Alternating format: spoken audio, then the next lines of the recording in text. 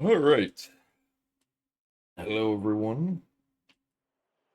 Welcome to the weekend. And more Twilight Princess HD any percent attempts. Lou, Whooper, Bacon, Jade, Waferlink, Kanto, Z-Linky, Asher, Crystal, and Kaotlin. Thank you guys for the good luck. What's my third least favorite trick in the any percent run? It's a very specific question. I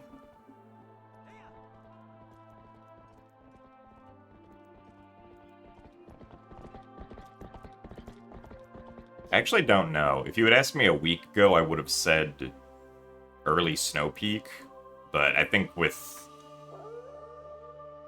the Rolfo skip using a third-person clawshot clip now, Death Sword skip and early Snow Peak are the top two, and I don't know what the third one would be.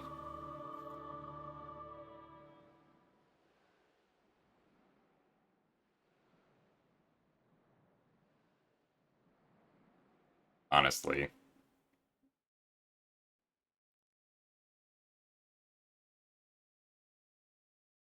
Alright, let's get started, though. Also, thanks for the best of luck, Nano Man.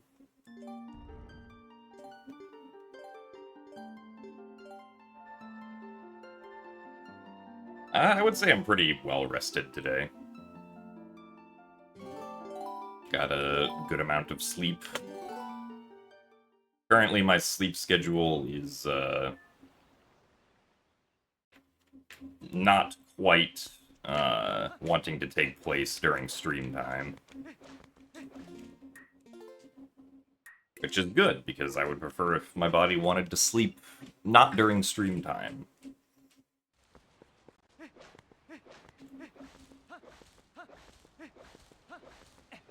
Also, thanks for the good luck tracking a snow.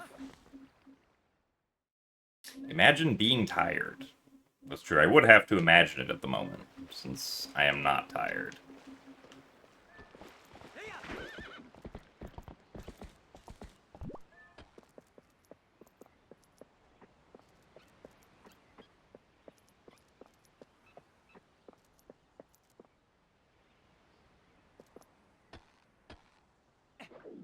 Are you tired at all, Crystal?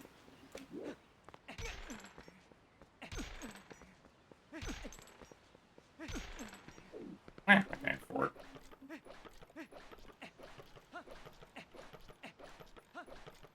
Starting the gate off, or starting the gate off. Starting the day off with a pretty nice gate clip. The trick is to fly from Germany to Atlanta. Ah, I see. That does sound like it could get tiring.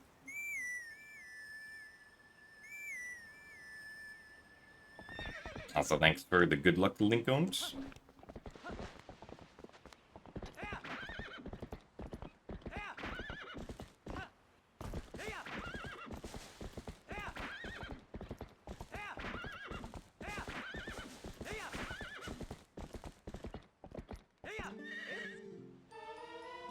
Yeah, every time that my sleep schedule rotates around, I should just fly to Germany. Specifically from Atlanta.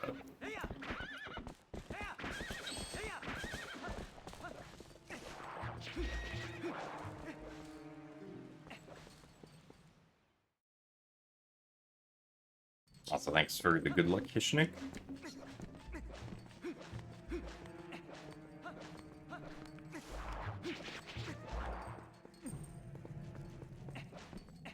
You love this game. Wow.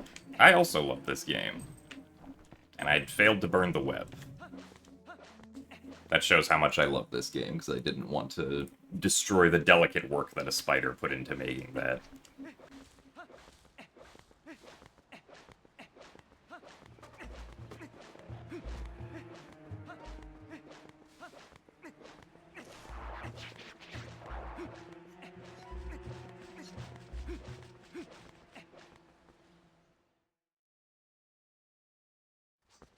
Oh, nice crystal.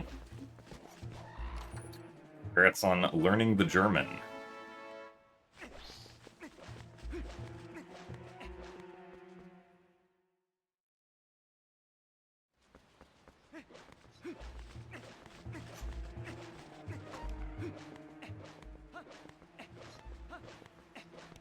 Or I guess, yeah, enough to pass whatever test you had to take.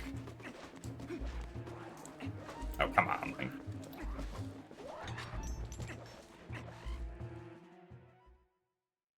Also, hello, Jeebus. And thanks for the good luck French fry apocalypse.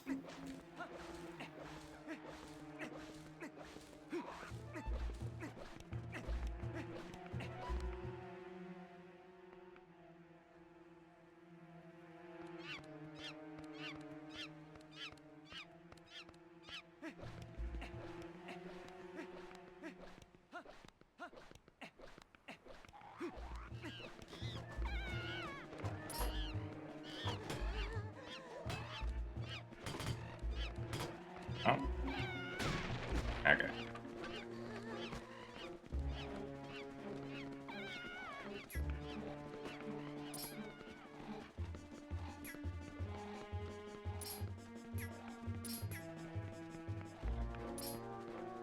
Get up against the wall. No, apparently not.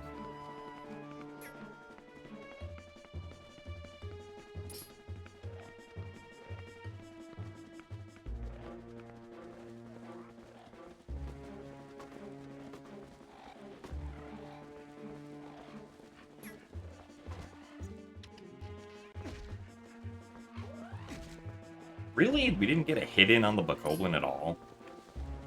Oh, why is the other guy in the spot now? I don't understand why I'm having so much trouble keeping the Bokoblin in the pen properly.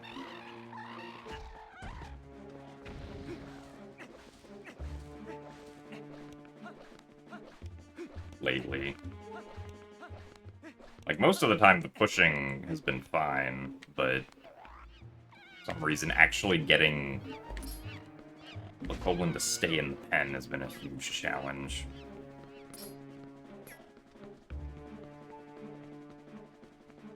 Oh, that time I just turned too early.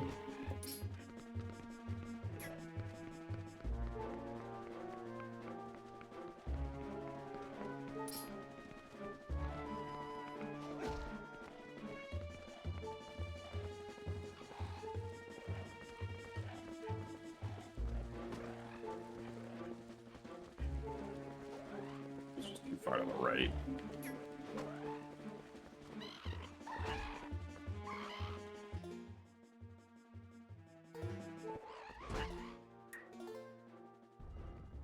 And unfortunately, that took too long.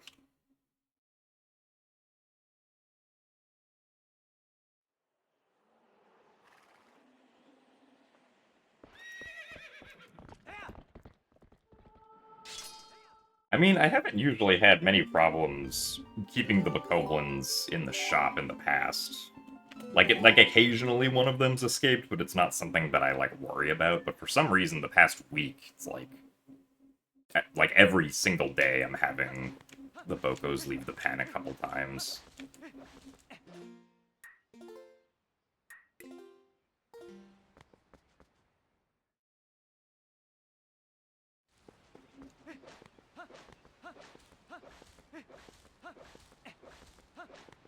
Wait, who was the other person who moved to Germany because of Wind Waker Rando?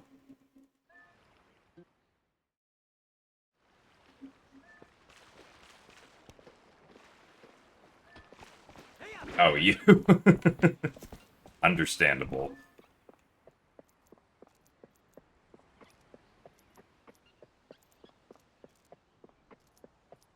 Sorry, I thought you were already there, but I was mistaken.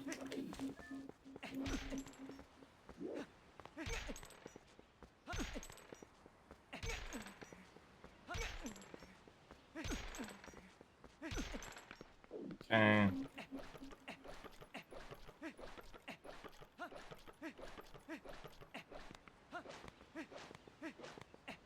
Yeah, that makes sense.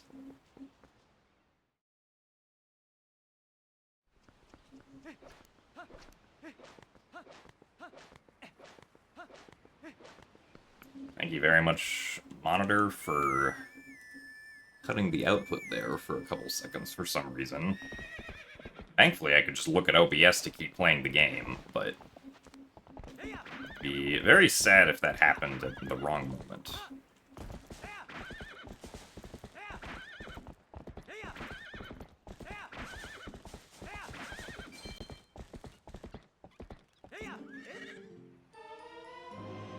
Did I discover any of these glitches in TP? I did not discover any of the glitches used in this run, no.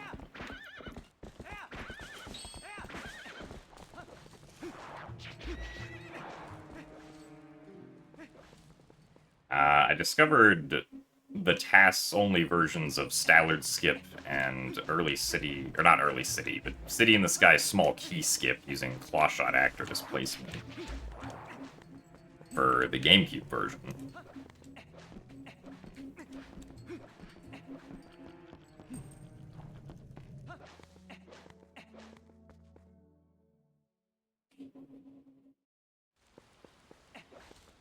I didn't discover any of, like, the RTA setups that runners use for Stallard Skip these days.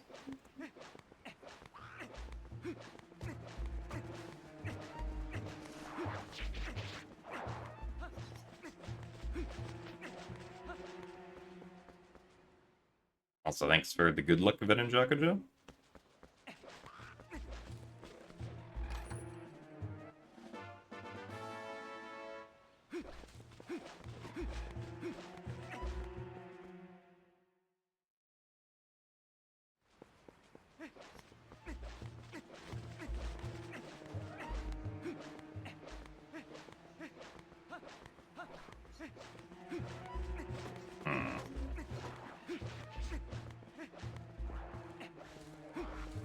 Come on.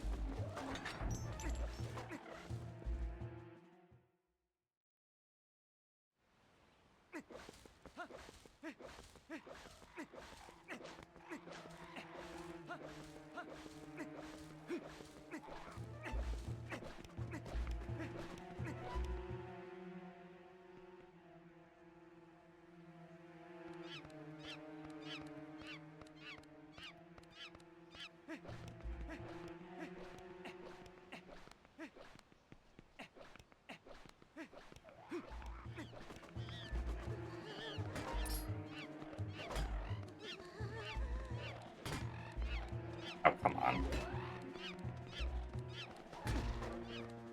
We need to hit this way. There we go.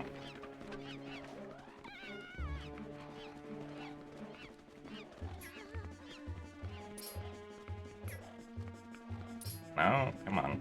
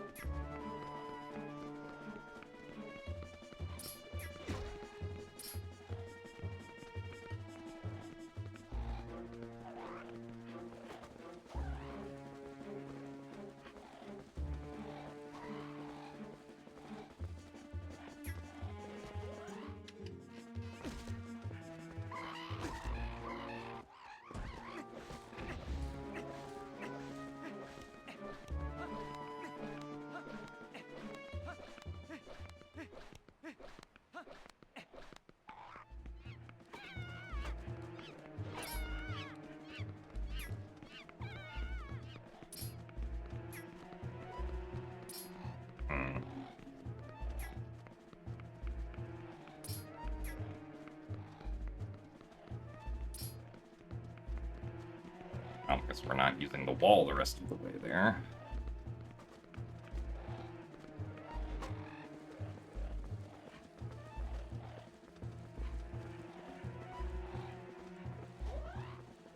No, I was slightly too far to the right.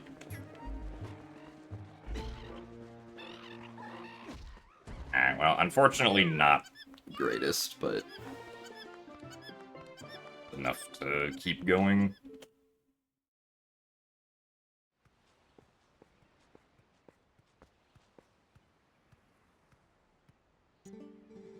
Also, thanks for the good luck as well, KitKat. Also, yes, it is very convenient that Shrill just happens to do damage to the Bokoblins there. Otherwise, you would have to go through the whole intro still.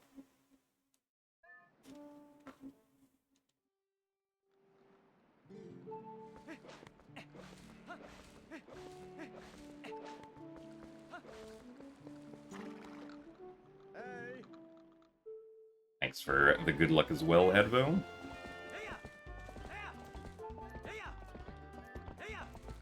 Oh, really?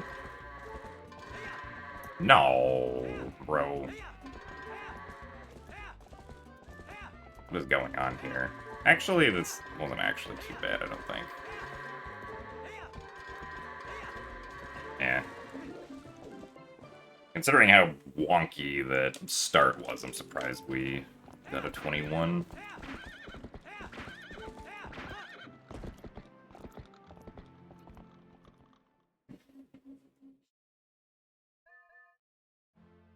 Personally, I think Link looks better in the hero's tunic in this game compared to the Orden outfit.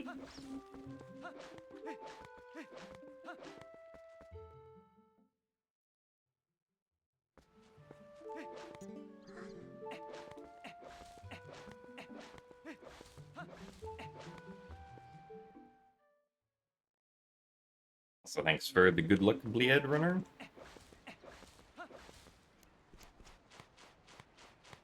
Yes, goats in HD are the same as in GameCube and Wii. At least, like, the goats themselves are not any different.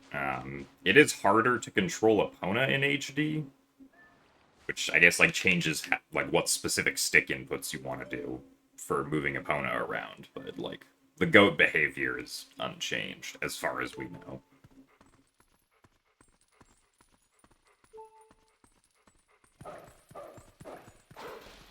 Hey, we did the box breaker.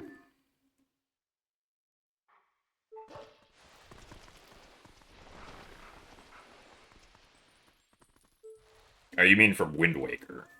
I don't know, I think both... Like, both the hero's clothes and the pajamas in Wind Waker look good.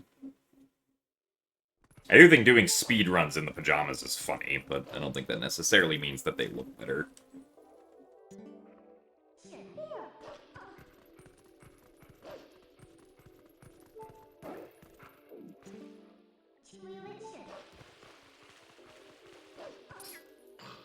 Also, thanks for the good luck, Peachy.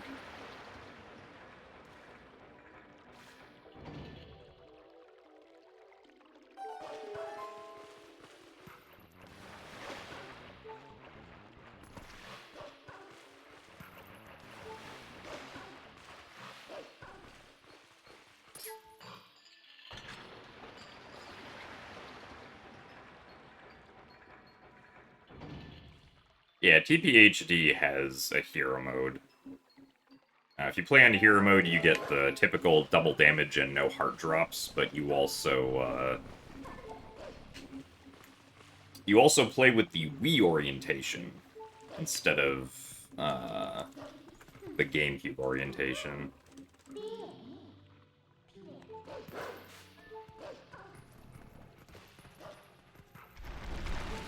Yeah, that should probably work.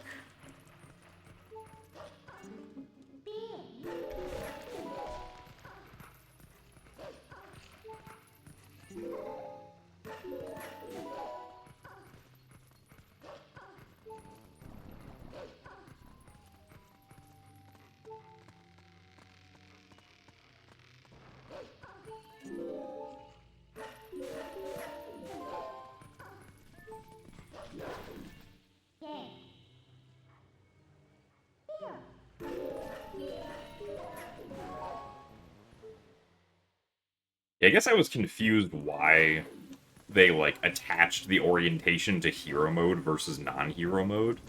Like, the orientation you play the game, it could have very easily just been a setting inside,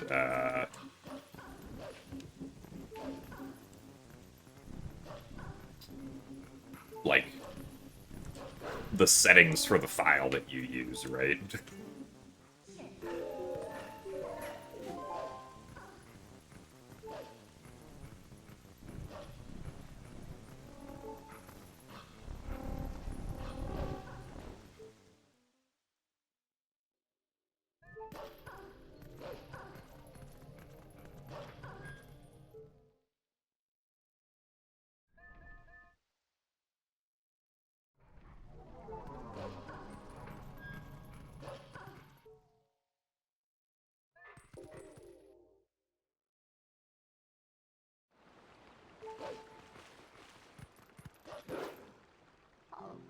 Well, I have to imagine that if, like, a Switch 2 version of Twilight Princess is being developed, it's probably being developed by Tantalus Games again.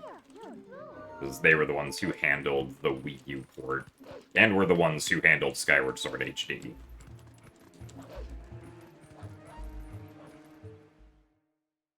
And since then have not announced anything new Zelda port/remake related that they've been working on. So, it's possible that they're working on something.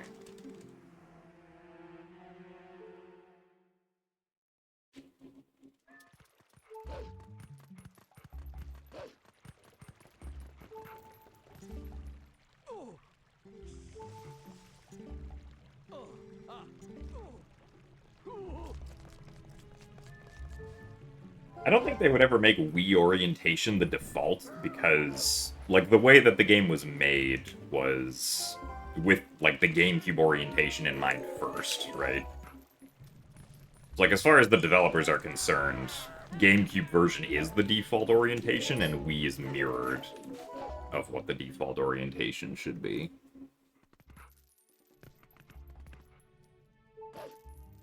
Also, thanks for the good luck, Trippero. Oh, come on, really? Good ledge.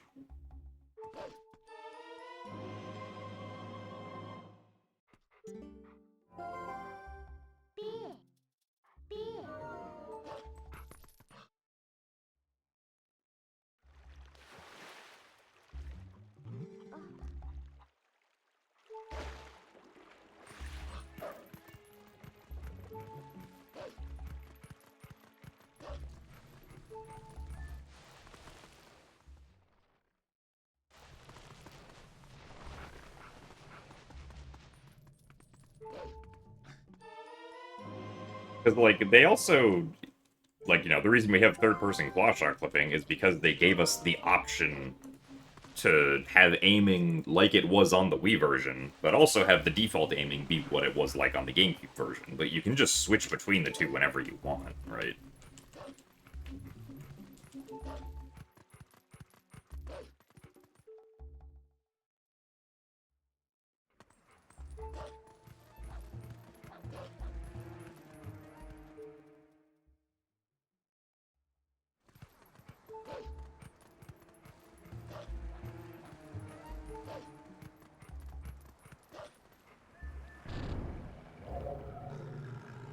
Also, thanks for the good luck, Pixelbaum.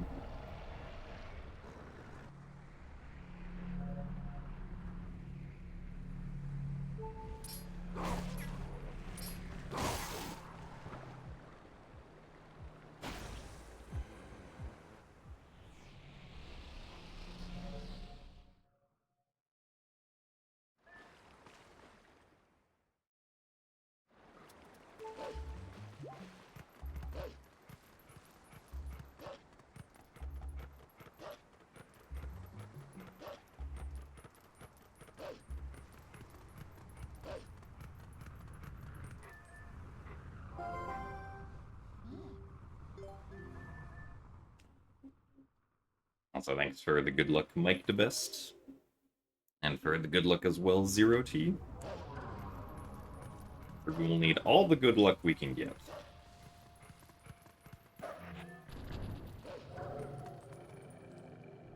Surprised that pause was too early.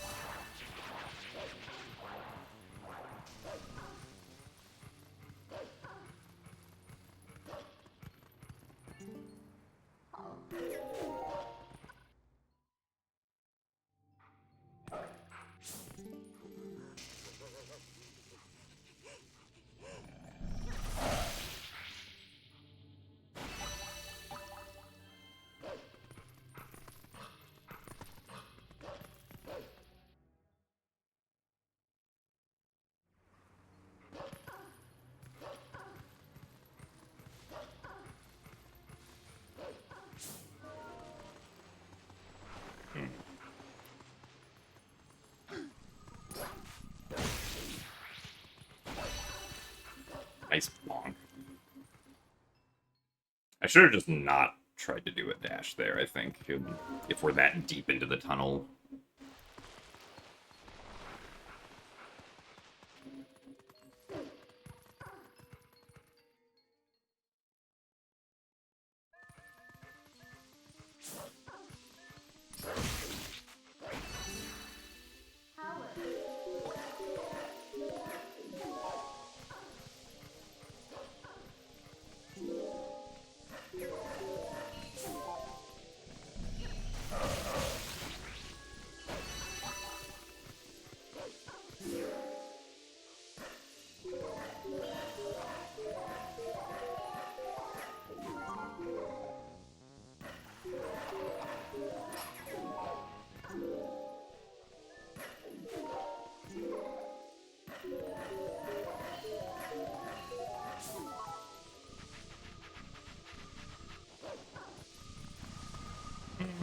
A weird angle.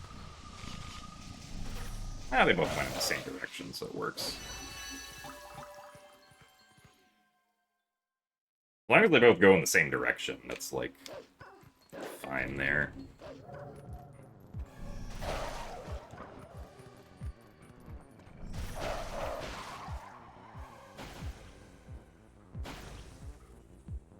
What's the most frustrating place / enemy I have had to reset in? I mean, I think the past, like, week or so, it's probably been early Snow Peak. I feel like we had a pretty good streak for a while where, like, we were getting early Snow Peak pretty consistently, either first or second try, but I haven't been able to get it first try in a couple of streams now, unfortunately.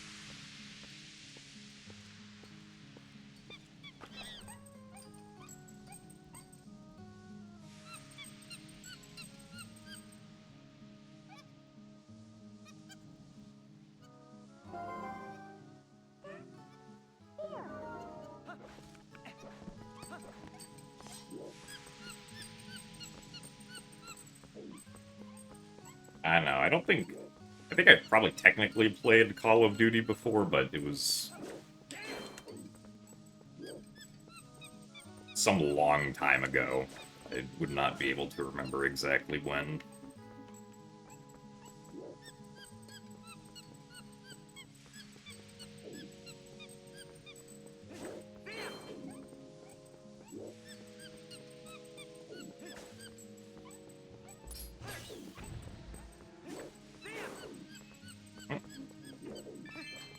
I know, Monkey, we're going. Just wanted to get my blue rupee.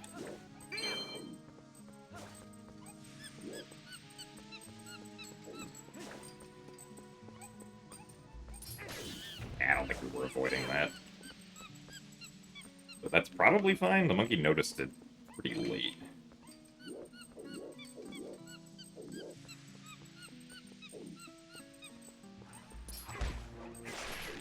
Okay.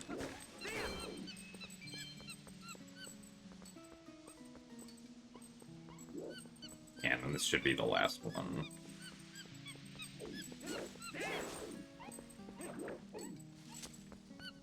Alright, very good, monkey.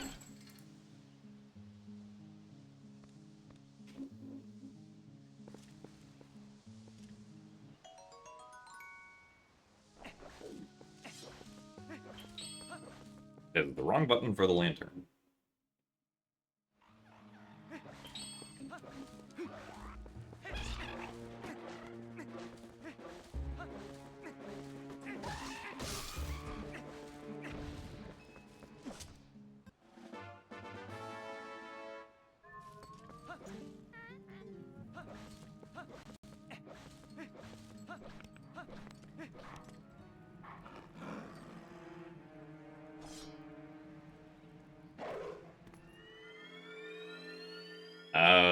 I think when I was in, like, elementary school, my family had, like, a small fish tank for, like, maybe a year or something. I don't know why we got a fish tank.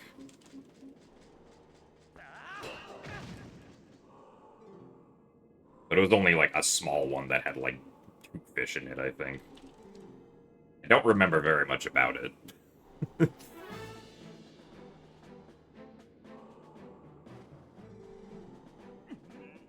Also, thanks for the good luck D3.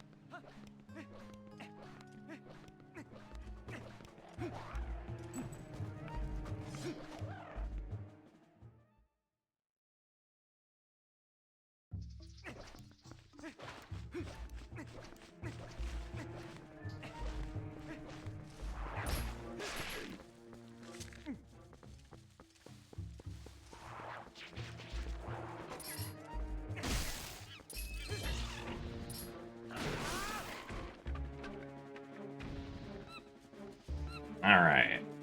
Let's see if the spider wants to be nice to us. This might be... We might be good here if the spider turns left. Okay. I think we'll make it. Yeah, okay. Very nice.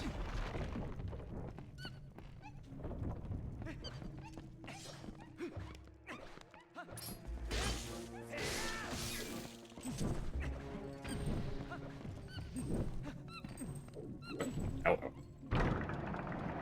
Let's actually get close enough to the torch to light it.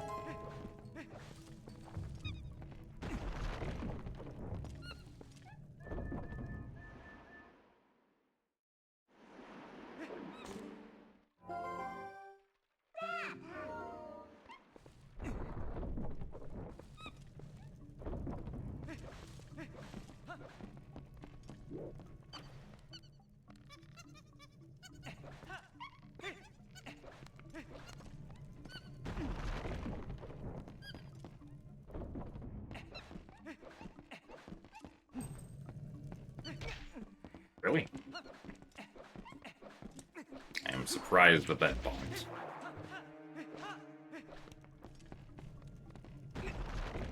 Yeah, I did try practicing the bridge clip boss key skip a bunch yesterday, but I don't feel like I'm consistent enough with it to warrant going for it, at least considering, like, how much time it wastes to fail it. I think it's partially because consistently lining up with gyro is difficult to do.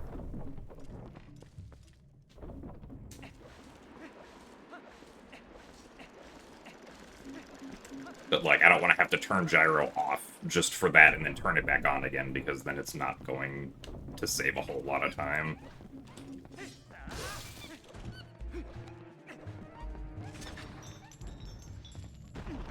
I did try coming up with, like, seeing if I could come up with some sort of different setup to make it work, but wasn't able to figure anything out that was consistent enough either.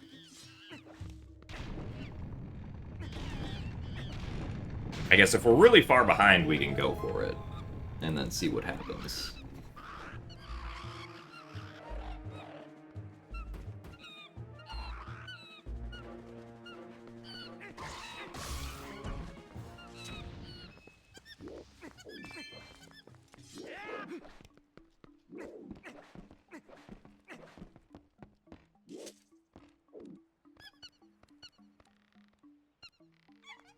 But yeah, there's just like a really old method of Lakebed Temple boss key skip, like that's been known about for a while, that because we don't have to set up the gate clip in Lakebed, or not the gate clip, we don't have to set up the gate unload in Lakebed, ends up becoming faster than doing BK skip the previous way we were doing it.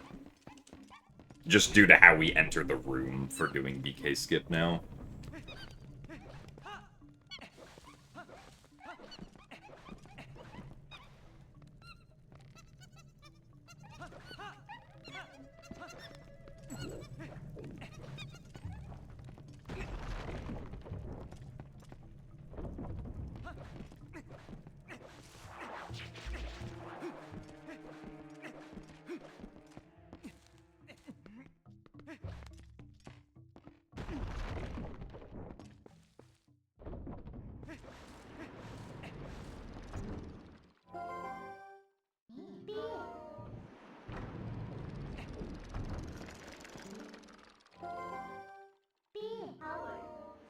Howard.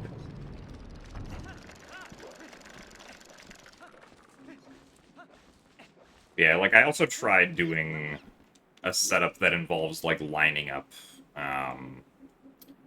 without turning around, like, just keeping the same facing direction and aiming the claw shot forward at a specific spot.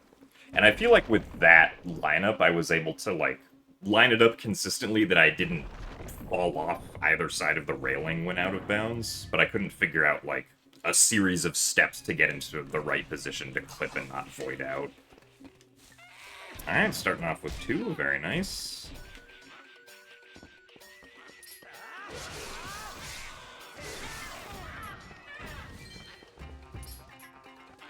One, 2, 3, 4, and 6 total. Alright, I think this, a pretty solid boomerang segment.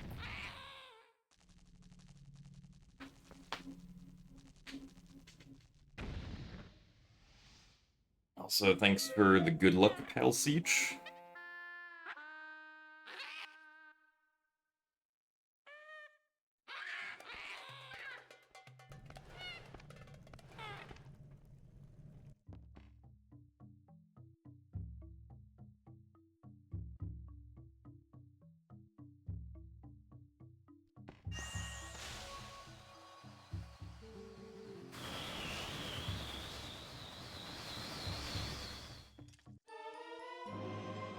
Unsurprisingly, best segment there with all of the good RNG that we got. Ook gave us 6 hops today.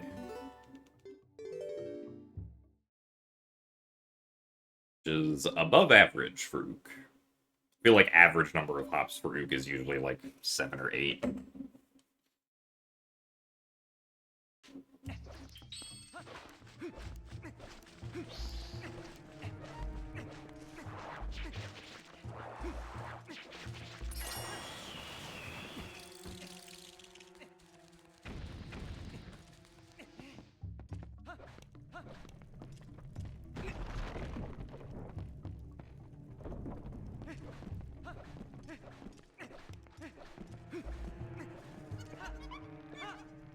I mean, the worst Ook RNG that I've gotten is like 20-something hops. Like 25 or something, I think.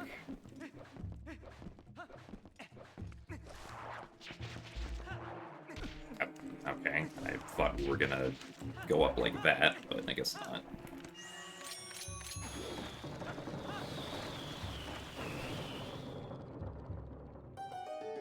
Also, thanks for the good luck on a cloud.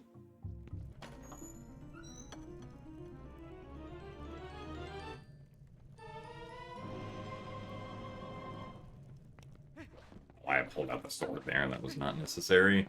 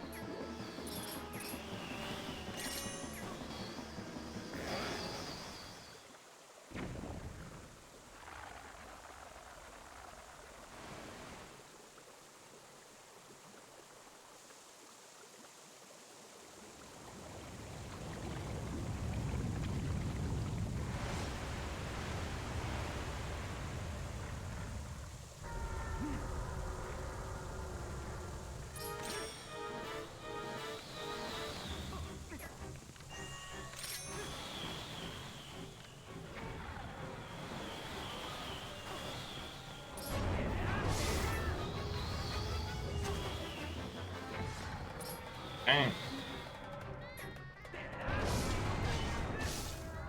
Okay. So we're not doing a quick spin that time.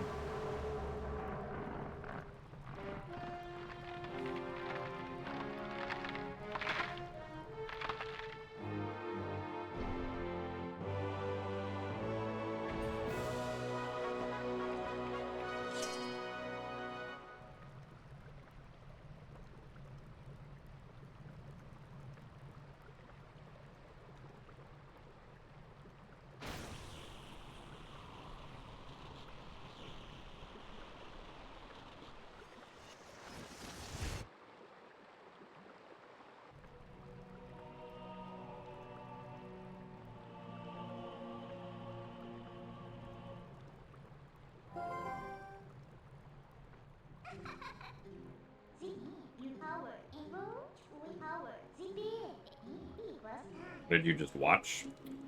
You just watched Ooklis, where we take bomblings from the first phase and use them in the second phase, because waiting for Ook to come around is really slow.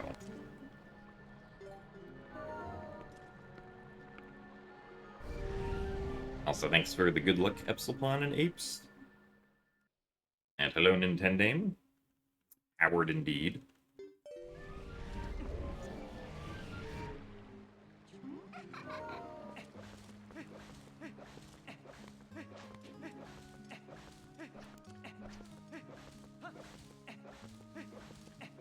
Yeah, this runs off to a decent start.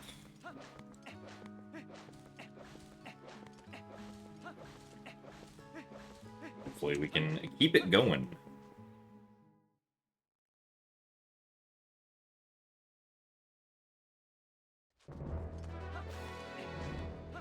Oh, that sounds like not very much fun, Nintendo. I hope it all ends up going well, though.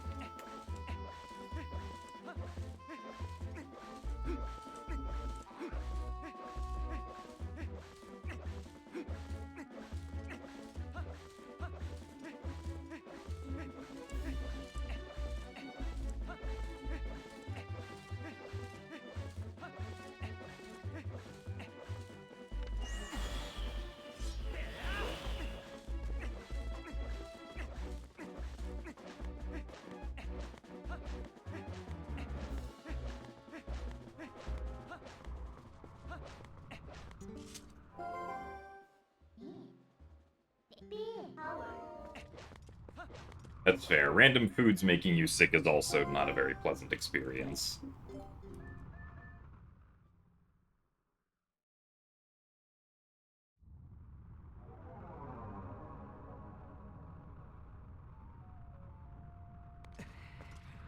Also, thanks for the good luck, Clarinet Joe. This version of the Hyrule Field theme is very good. I do agree.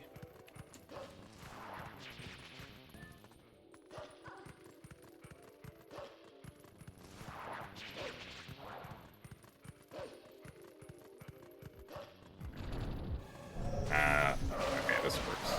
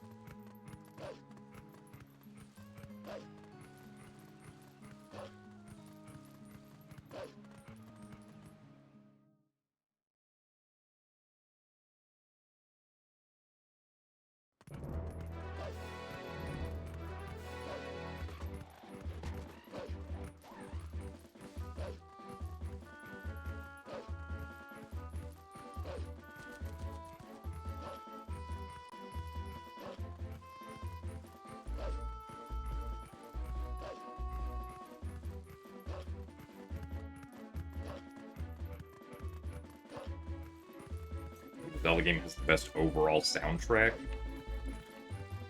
Definitely a hard question. I think for me, probably, be either, like, Wind Waker or Spirit Tracks. Also nice. First try gate clip.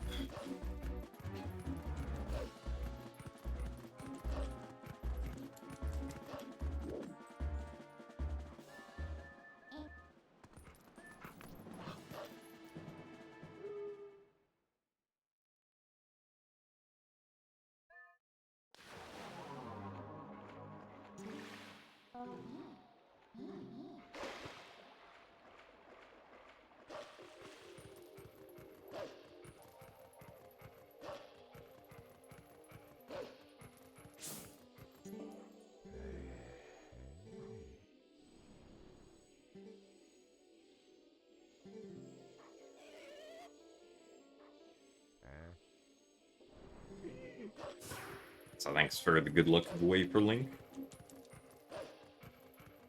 I think you said it, but...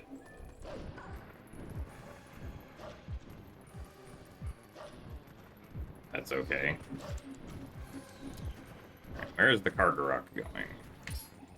Please come back this way. Okay. I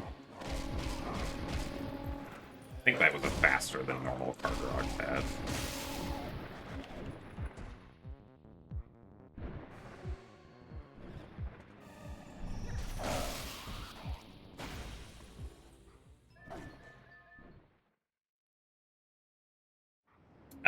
You can crash the game there if you do the strat that the original game does, where you transform into Human Link and sink below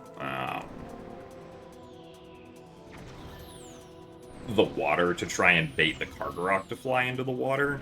Because if the Kargarok grabs you as Human Link, that's when the game, or that's what causes the game to crash. So in HD, because we can't transform into Human Link here, we're not at risk of crashing at all, but if you do the fast strat on GameCube or Wii, you're at risk of crashing there.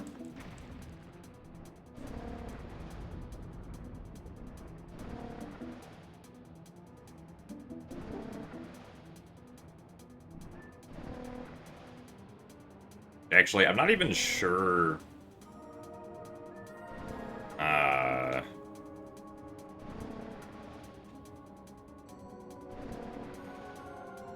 even if, like, we had early Master Sword, we wouldn't have early Iron Boots in this game because of no back in time. So I don't know if, like, doing... oops, nice. I don't know if that strat would ever become relevant in HD. I guess, maybe? Honestly, not sure. Actually, no, I think it would still be relevant, because we'd probably just go get... we'd probably want to... actually, would we want to go to Lake Bed early? I'm not sure. Don't know what the order of things would be.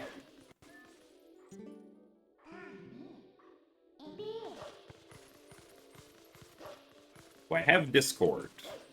I do have a Discord server, yes, but it's pretty much only used for stream notifications. At least, stream notifications on Discord, if you want them.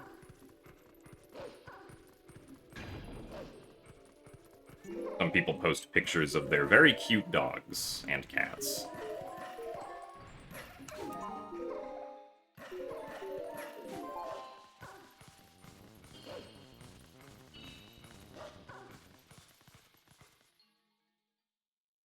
Are there any major differences between regular TP and TPHD in terms of speedrunning? Yeah, the two major ones are that we do not have Back in Time or Early Master Sword for HD.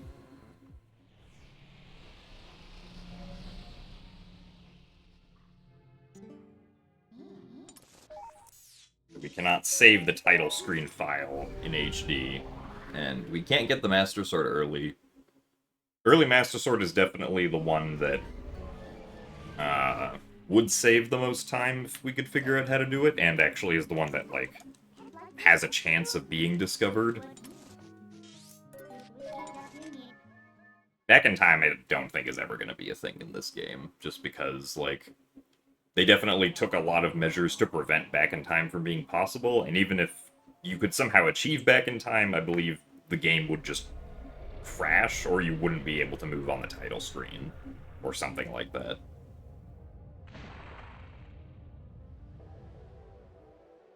Well, early Master Sword has, like, a chance of being discovered, because the only thing that's blocking early Master Sword is invisible walls, basically, right?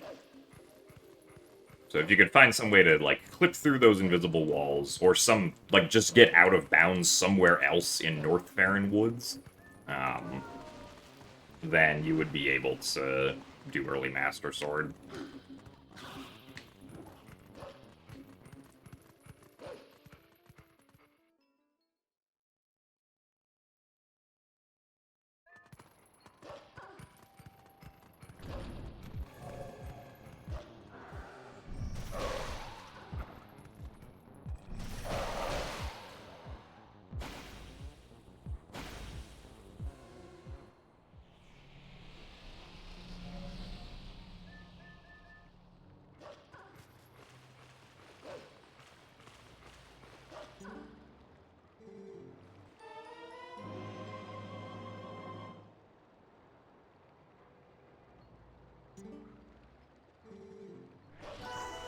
Yeah, I mean, back in time would be nice in one respect, because it would get rid of having to, push the Bokoblins, but it would then also add in Sword and Shield skip.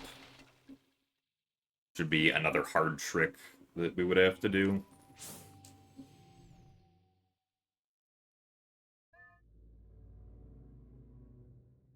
Also, yes, you can technically already do early Master Sword. It just takes a couple hours to do so, so it's not actually useful for the speedrun, because it involves doing a bunch of pickup slides to get through the invisible walls.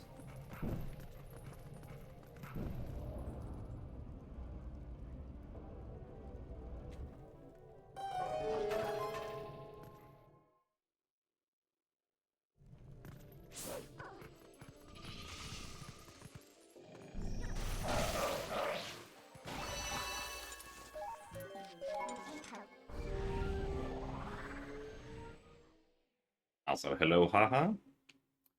Yes, hopefully today we will reach the boardroom meeting, otherwise known as the Puppet Zelda fight.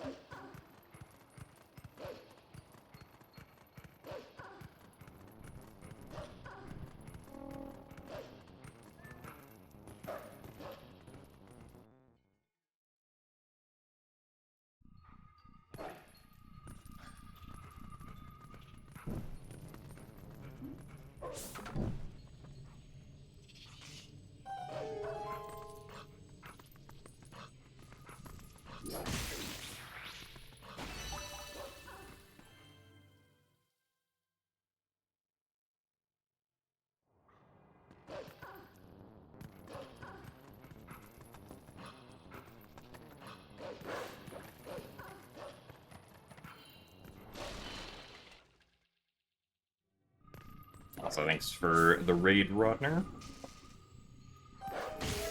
How did the attempts go?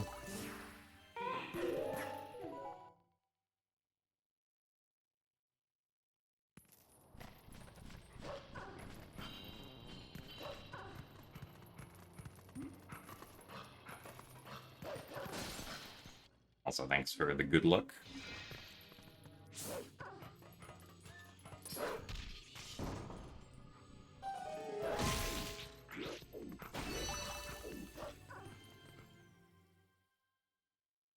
It was okay. Nice.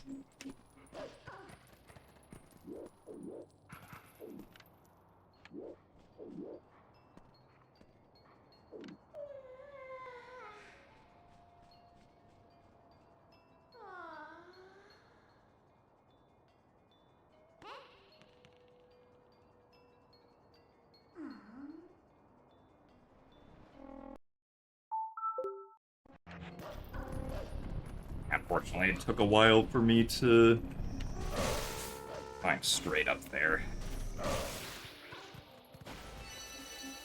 The Kargarok annoyingly came down.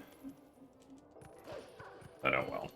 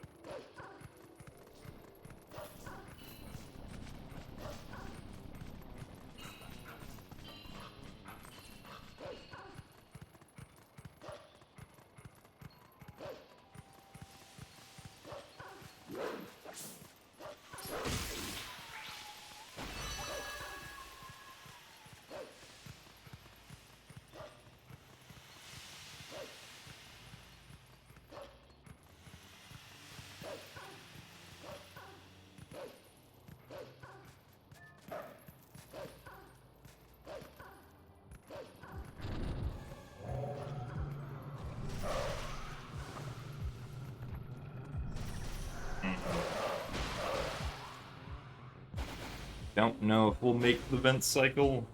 It took a while to congregate those shadow beasts.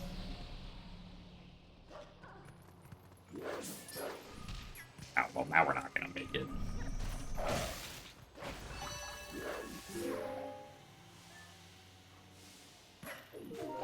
That kinda stinks.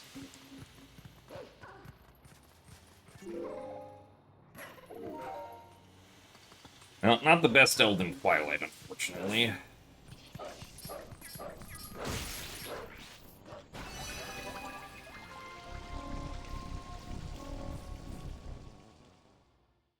Gonna lose like 15 seconds on Lineru Vessel.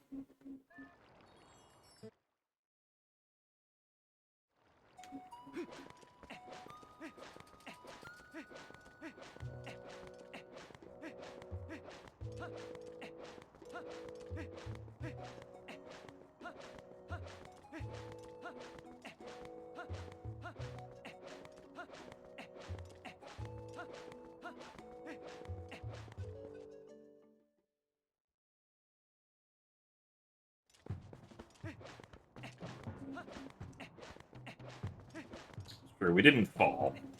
It was also still faster than going into the bomb house normally.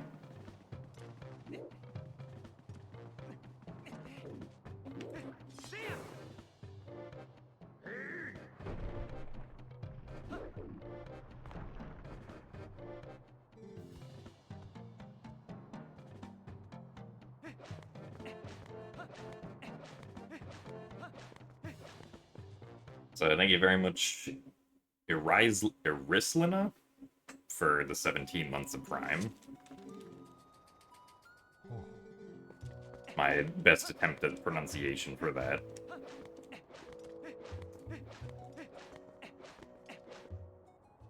Thank you very much for the good luck and continued support.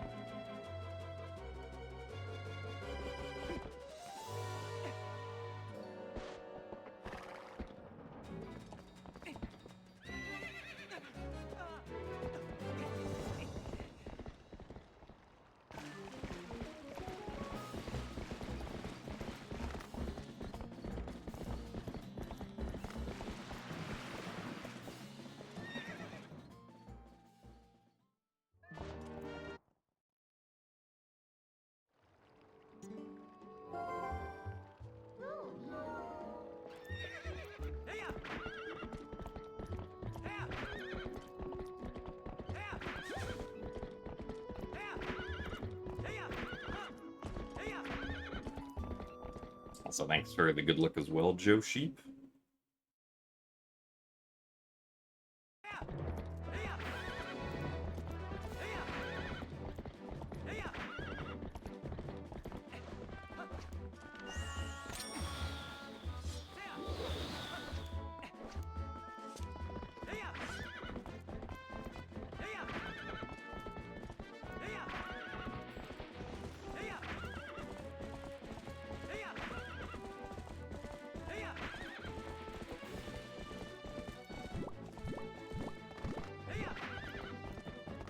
Yes, I do have visual cues for the first two mailman skips. I don't think we're being followed at all. Oh, we were. Okay.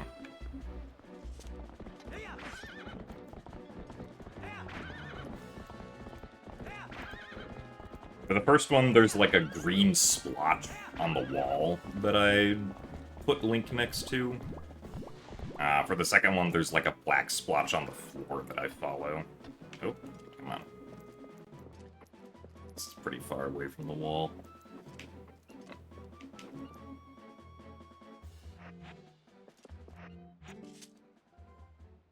Plus cake and bread. One beer.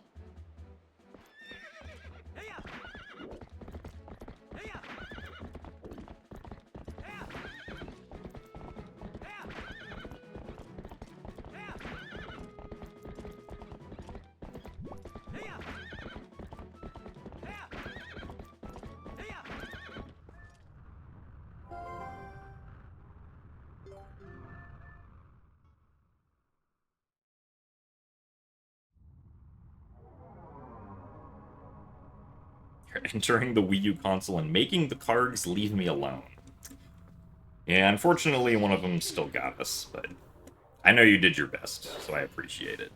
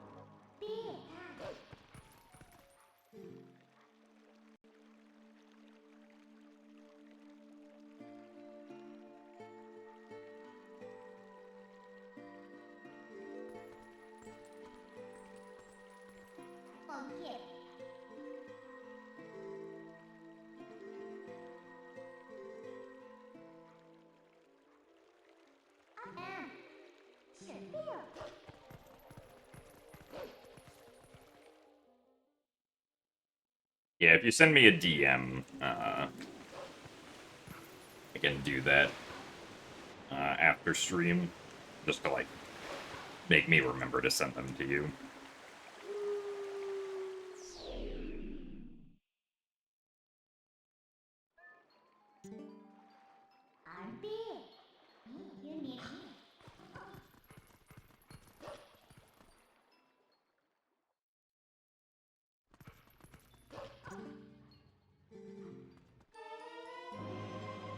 So yeah, unfortunately, we lost quite a bit of time there. But we're still ahead, I guess.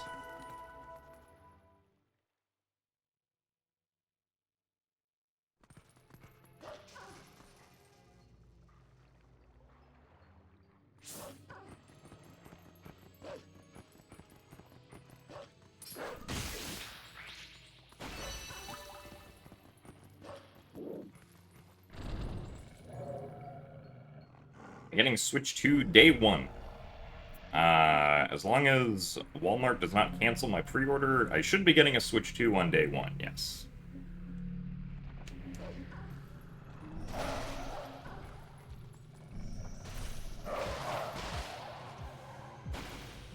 Though me and a friend are also going to wait in line for the midnight release at Best Buy, because my friend was able to get one, or was able to secure a pre-order from Best Buy. I was not, but from what I understand, Best Buy and like other retailers will also have units for people to just walk in and buy if they want to. Not very many, but was also going to potentially see if I could get one of those as well, since I do ultimately want 2 launch day Switches, just in case there ever ends up being some exploit that, like, you know, only works on early enough Switches, right?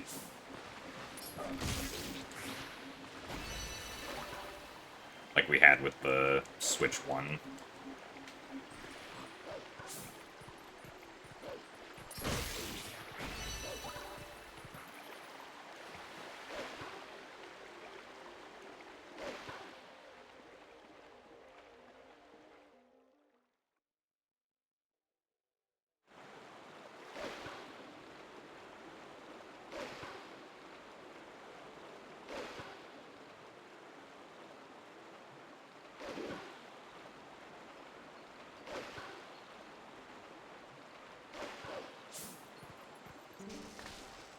Though I did get a pre-order for specifically the Switch 2 Pro controller from Best Buy, so at the very least I will be picking that up at midnight, because I did want one of those. At least I think I can pick up just that at midnight, if possible.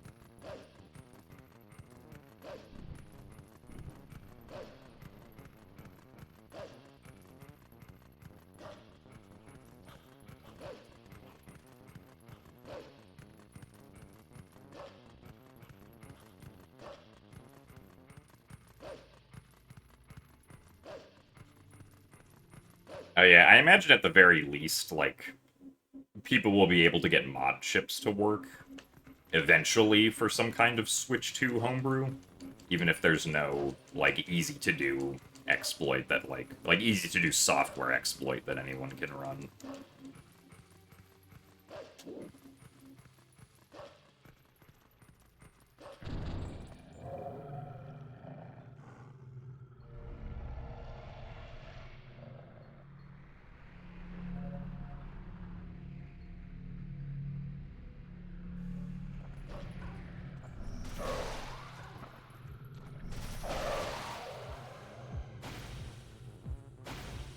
Yes, I mean, like, with every console, I think Nintendo...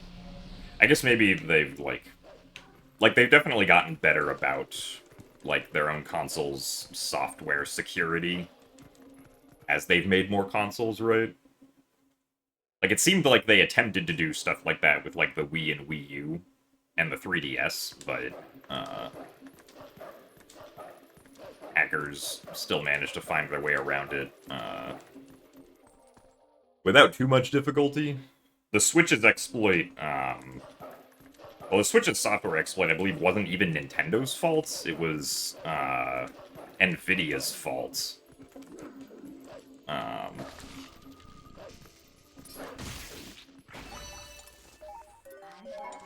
Because it was an exploit in the chip that the Switch uses that was manufactured by NVIDIA.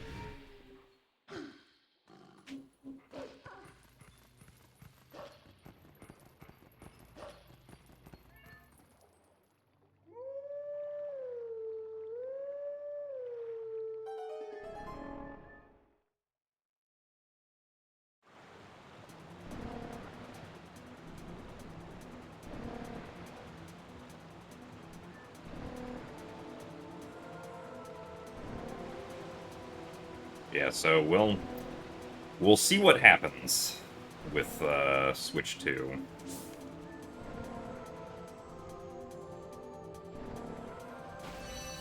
Like, I wouldn't really expect if, like, I don't know, like, how long it would take to develop a mod chip exploit, so I just don't know how long that might take. But as far as, like, a potential software exploit would go, I wouldn't, like, even begin to reasonably suspect one for, I don't know, like, maybe at least 2 years or something.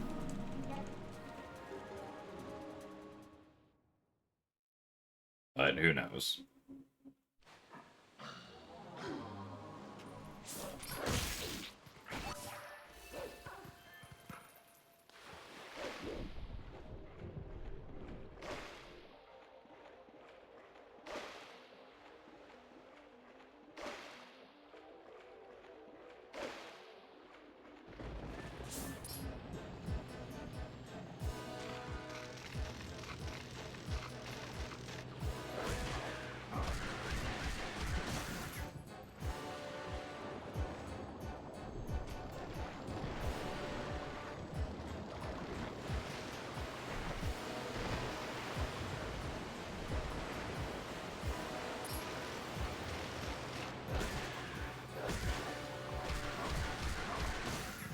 I mean, Nintendo fundamentally doesn't want people modifying their games.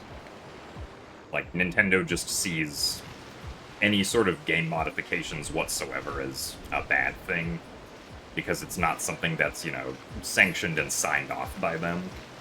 And they can't really guarantee what sort of quality or content it has if someone makes a modification to their games. Or makes a modification to one of their games. So, they're going to do everything that they can to try and prevent that.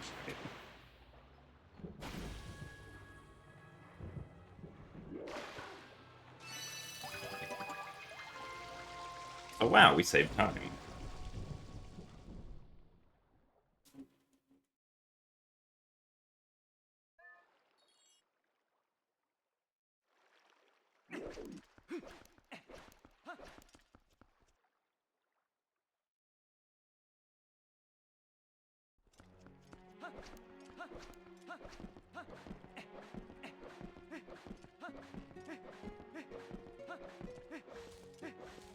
Yeah, and because they also obviously don't want piracy to happen.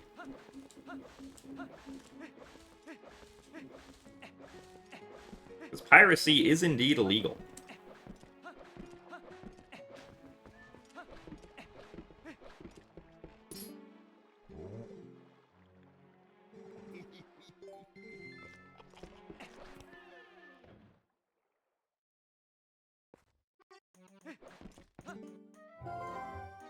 Beer. Beer.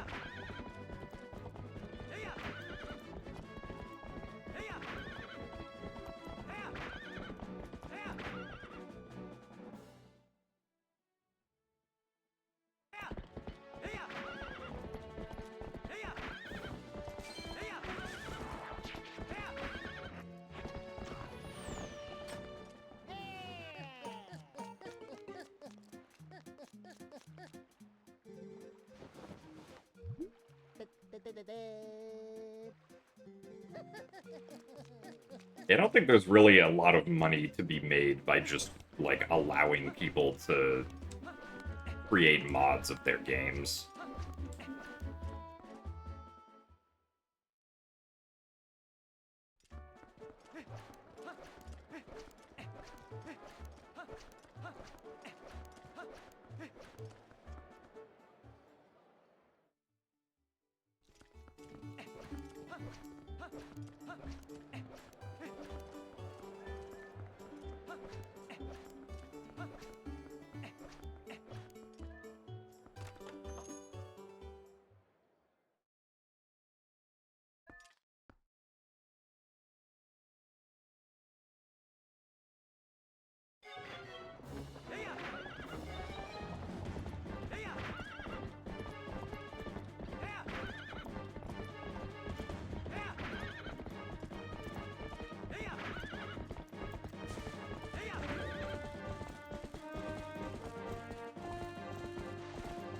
Hmm.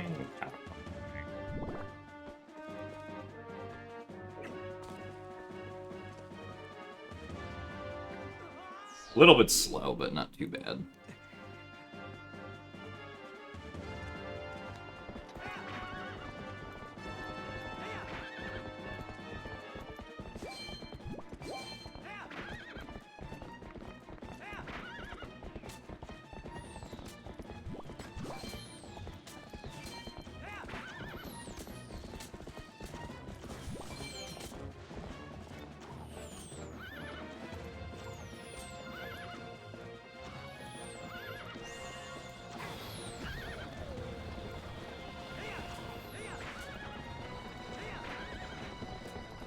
Now, unfortunately, your mod that gives Link cat ears and a cat face is not going to make you a millionaire.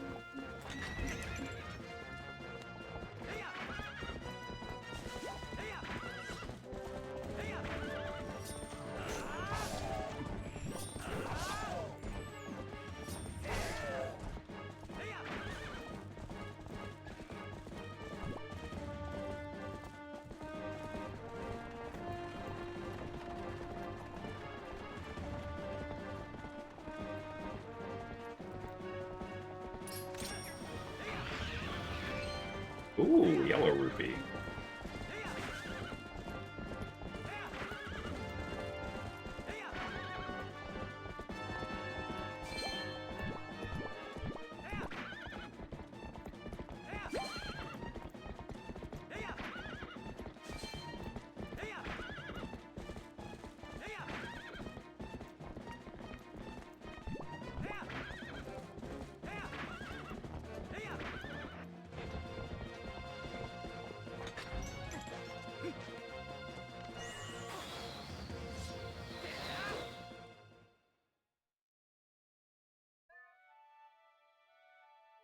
Also, thanks for the good luck, Piantissimo.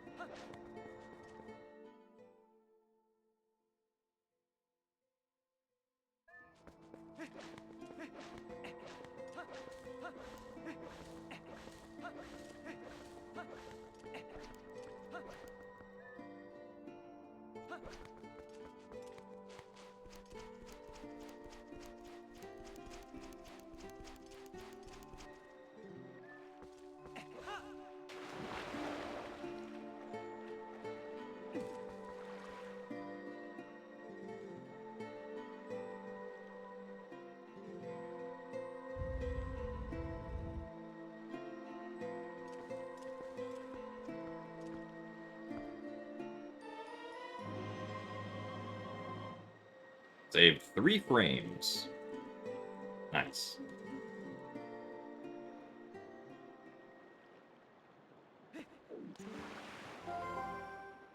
Power being.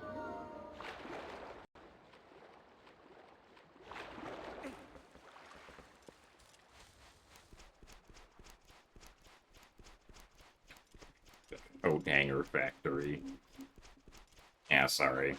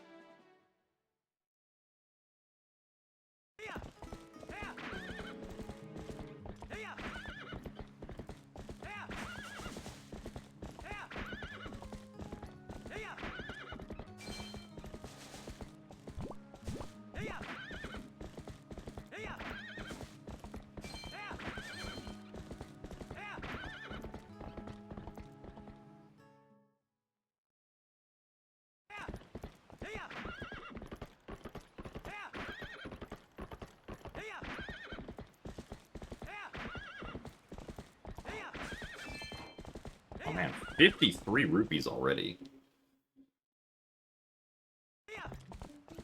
It's a lot more rupees than we normally have at this point.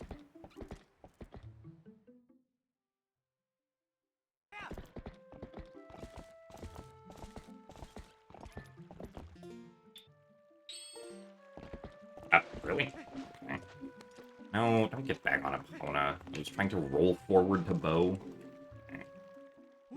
Well, that was silly.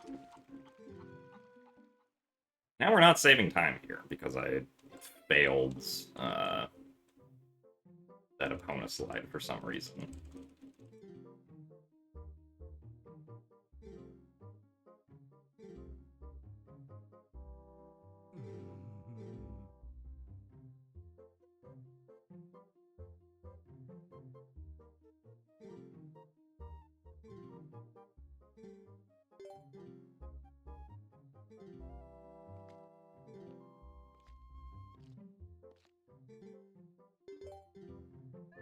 Also, thanks for the good luck, Mason.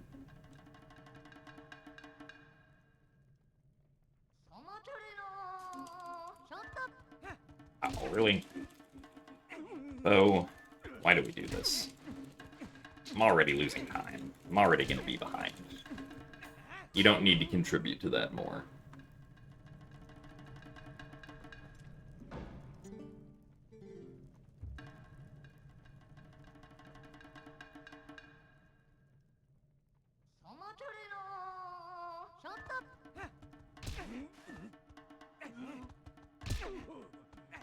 Oh, come on.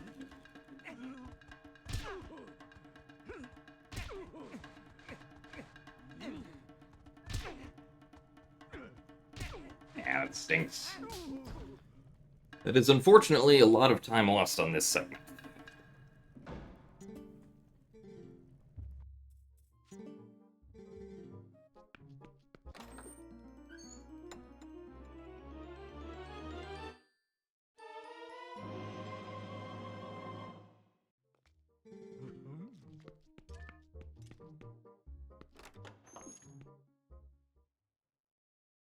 Yeah, I mean, it could be worse, but I don't know, 23 seconds is still not great. Granted, some of that was also to me failing the Epona slide into the bow trigger.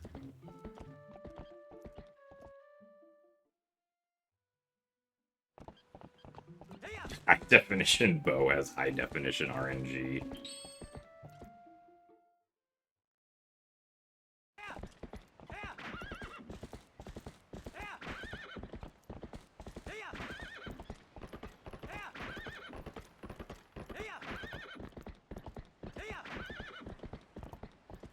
Maybe he does.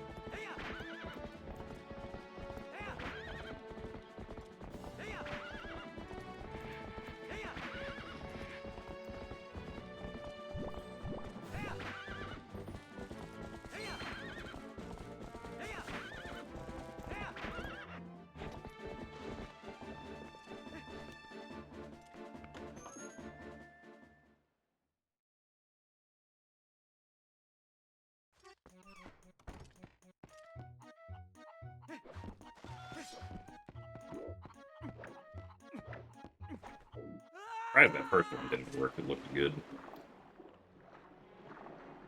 A third try clip, I guess. Not that that really wastes much time, because you can retry the clip instantly, but... still a small amount of time lost.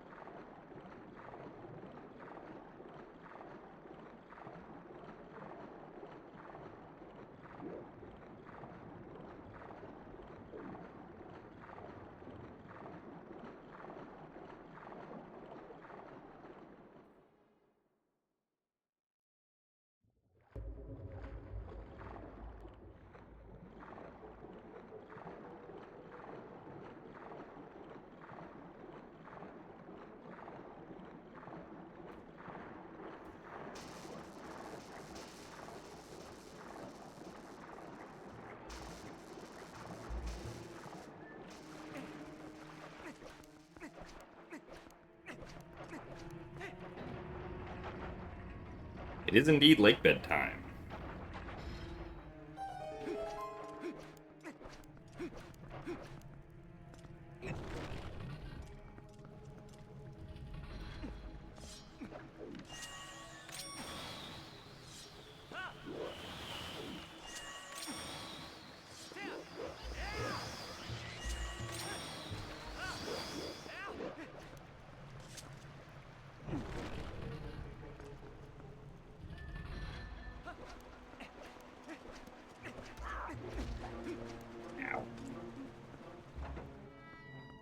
don't know why I wasn't expecting to get hit there. We pretty much always get hit there.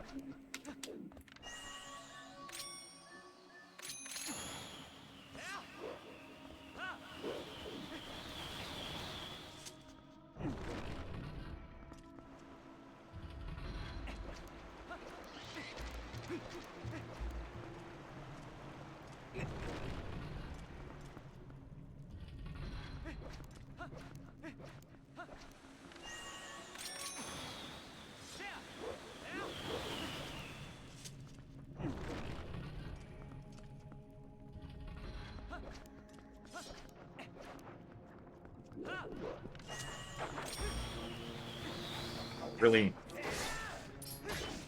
It stinks.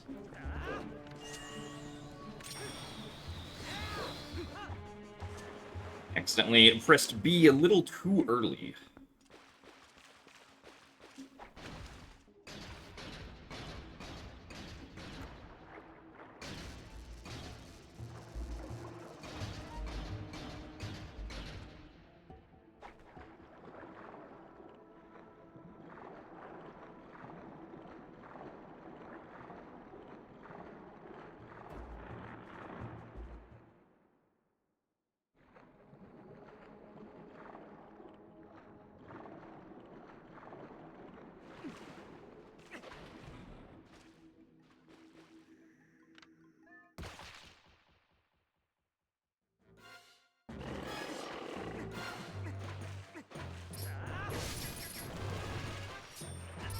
Oh, what?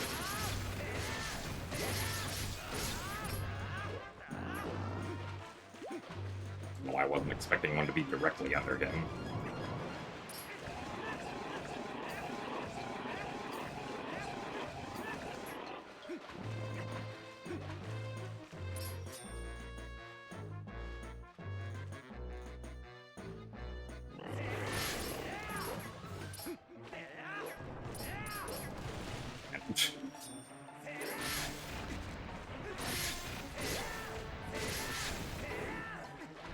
Ah, well, that was not great.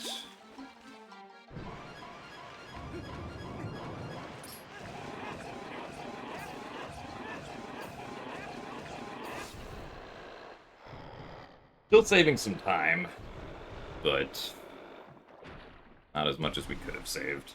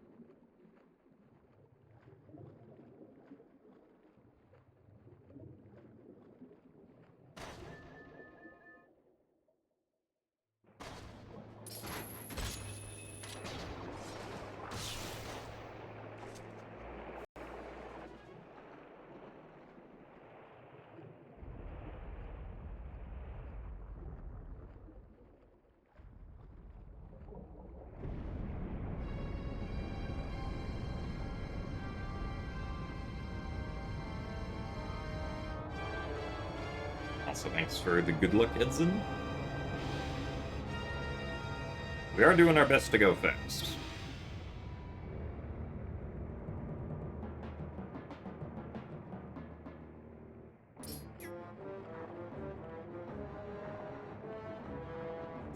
Feels going up and around.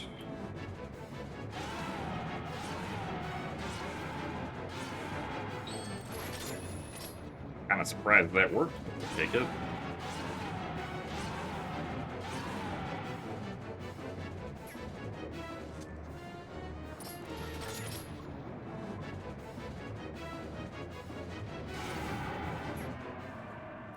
Is Lakebed Boss Key ever necessary in rando?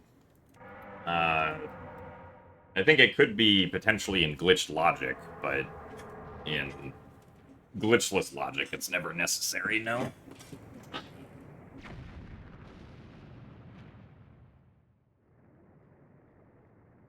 But I'm pretty sure Boomerang can be behind Morpheal, because if you have Zora armor, bomb arrows, water bombs, and, like, you find the Lakebed boss key within the first few rooms of Lakebed, you could defeat Morpheal without Gale Boomerang.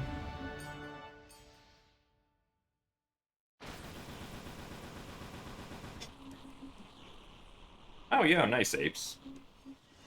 Is that the, I assume that's the pause storage version that you're talking about, and not the death version?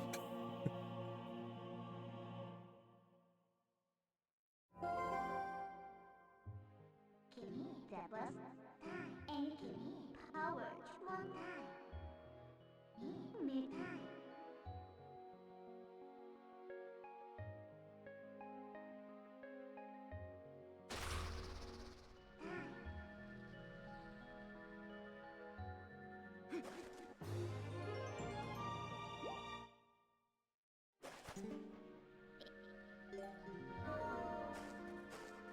Alright, we're back ahead again.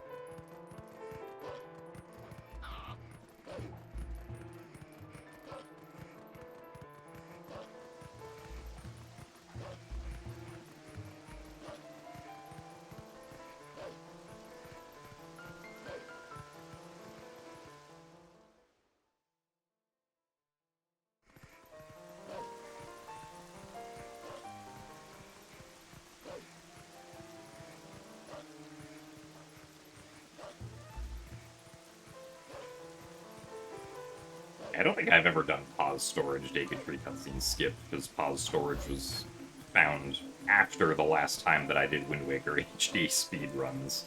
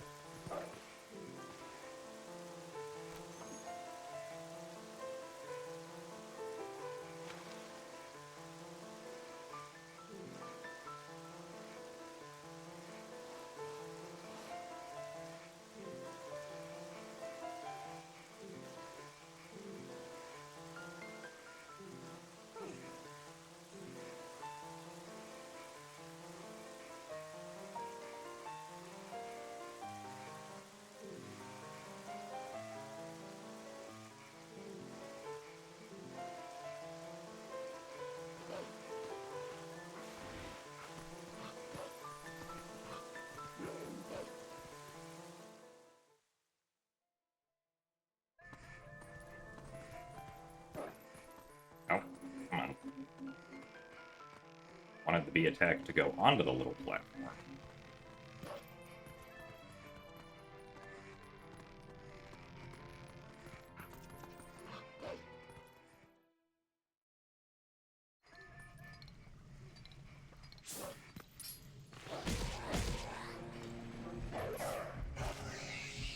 So good day, Diablo's Vein.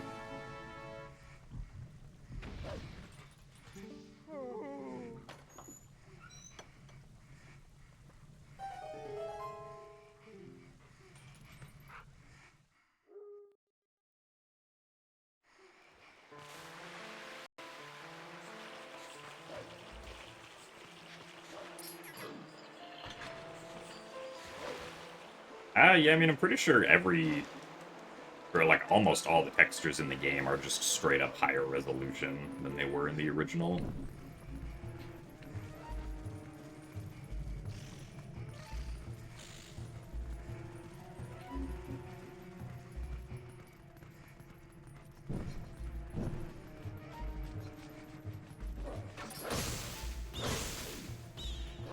Oh, pick up the torch, please. Really? Oh no. Please. Okay. Nice. Well, that was very silly. Surprised we weren't to the right enough to get the quick climb. One texture they made a lower resolution as a joke. That would be funny.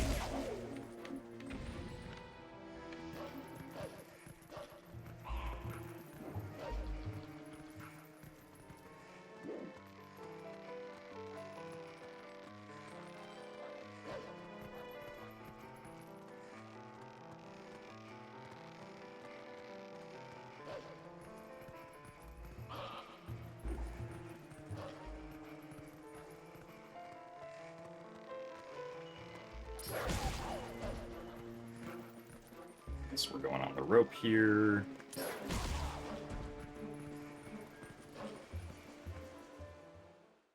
Also, thanks for the good look, Kokorona. Yes, the speedrun here skips Goron Mines completely.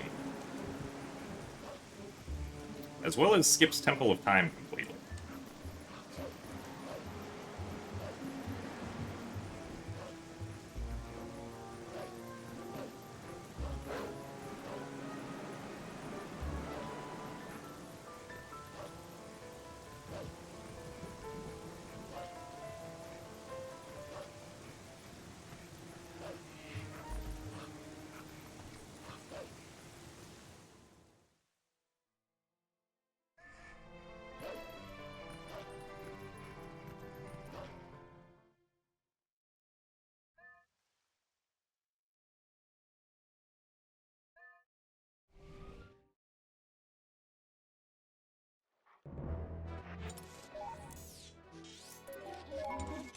Yeah, so Dominion Rod we don't need at all because we just do the clip for the cannon for Early City in the Sky.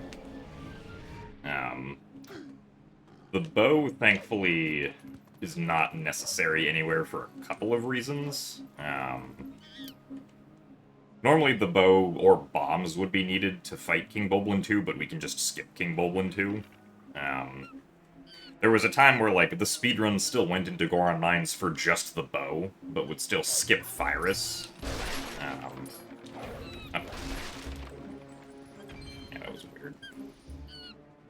Because we needed the bow to beat, King Bulblin 2.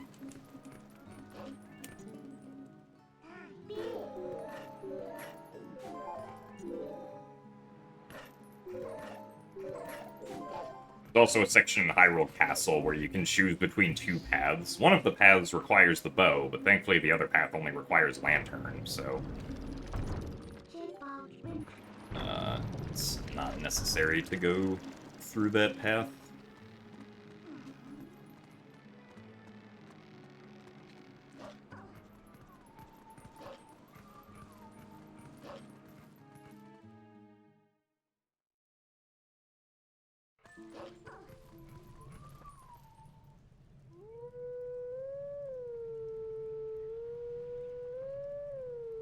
Game audio is too quiet compared to my voice. Does anybody else agree that the game audio is too quiet compared to my voice?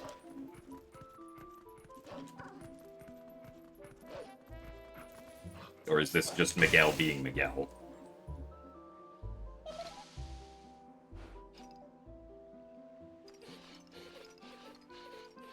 Maybe a little bit.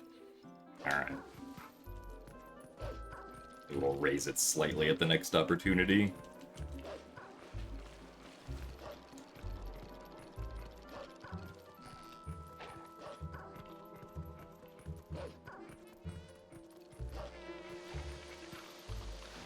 Just mute the game. Ah, yes. No game audio. That's what we need.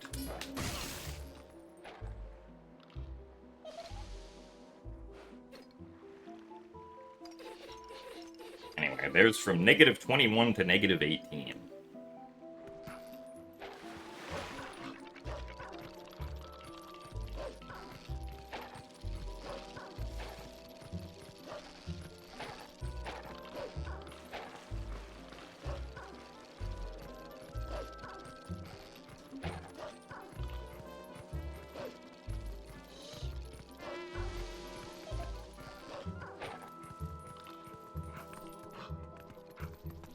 Mute the trumpet.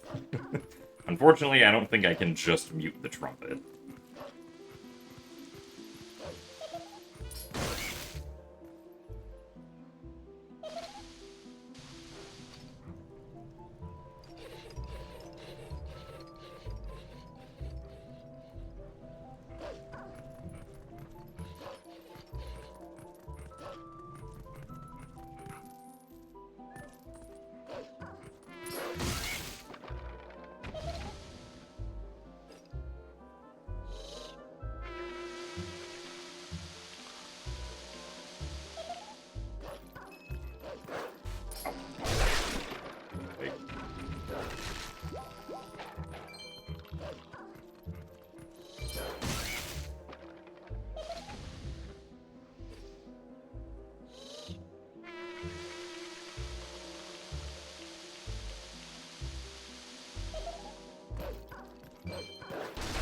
Oh boy, 60 rupees.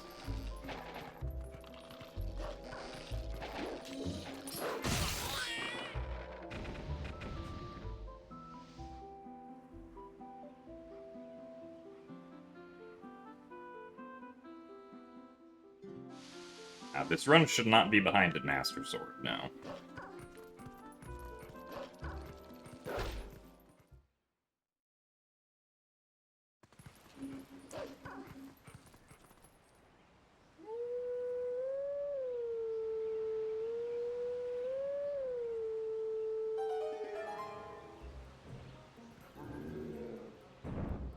We get both orange rupees in Snow Peak Ruins.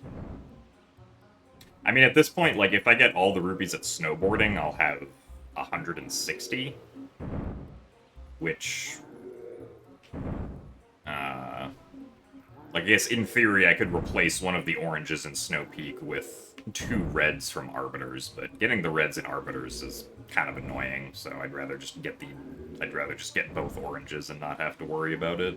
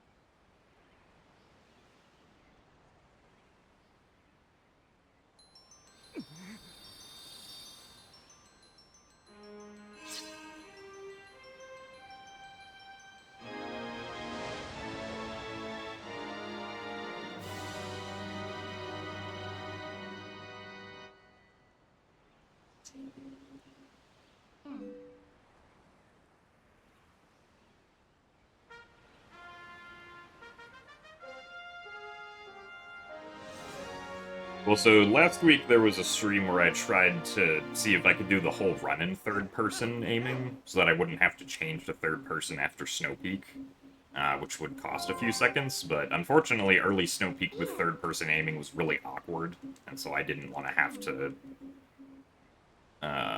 make early Snow Peak more awkward for a 3-second time save. Not having to go into the menu to change my aiming. B. Time.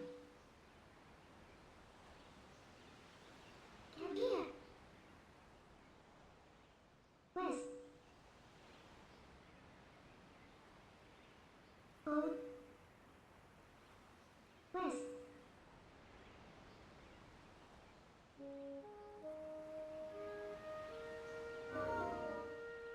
Instead, we will change to third-person aiming during the save warp in Snow Peak.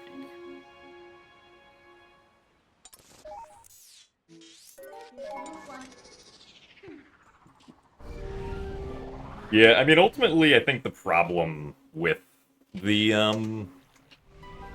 problem with third-person aiming is that you can get two different angles that, like, the camera can be at, because the camera's either going to be behind Link to the right or behind Link to the left, which I'm pretty sure changes where you have to aim to get the same angle.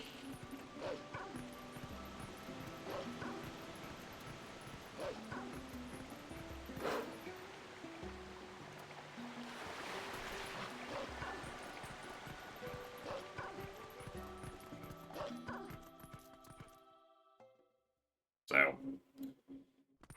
Oh well. No few-second time save for me. Because it would be convenient since I changed the camera at the beginning of the run to also change aiming to third person then, and then never have to change it again, but unfortunately not. It would seem.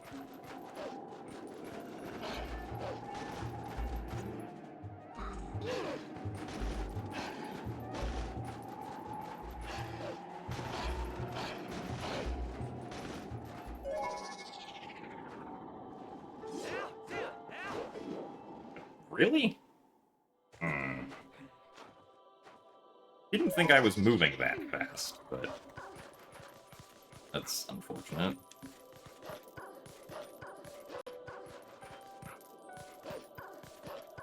There's one mistake I shouldn't be doing, it's accidentally touching the loading zone there as human Link.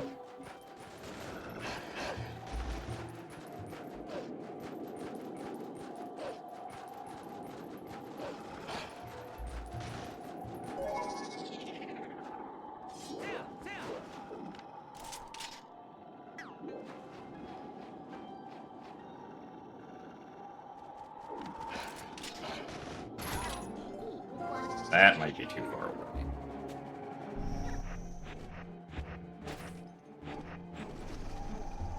What? He fell off. Oh my goodness. I'm surprised that he fell off there.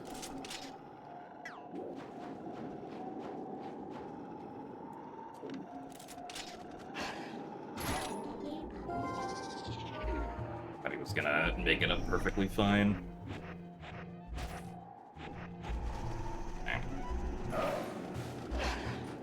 Well, run's not dead, but we are going to be behind now. So we lost just about a minute there.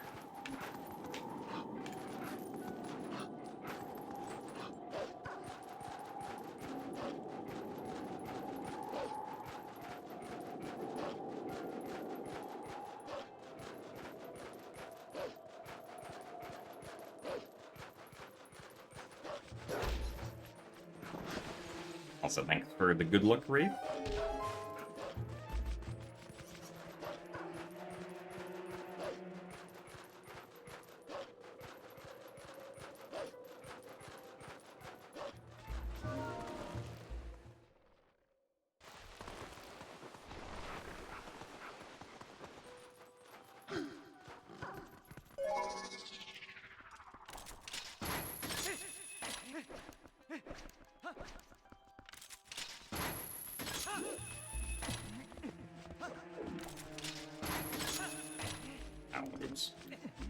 Not quite high enough.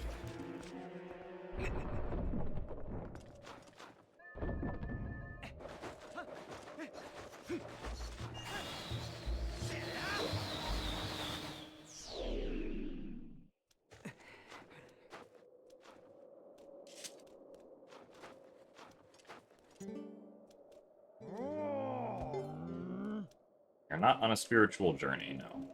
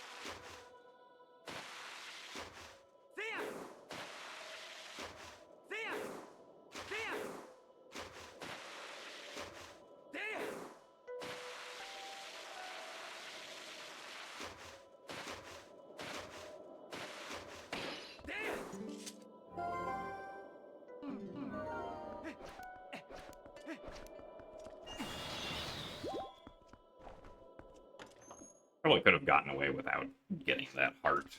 I think 3 hearts is perfectly fine here.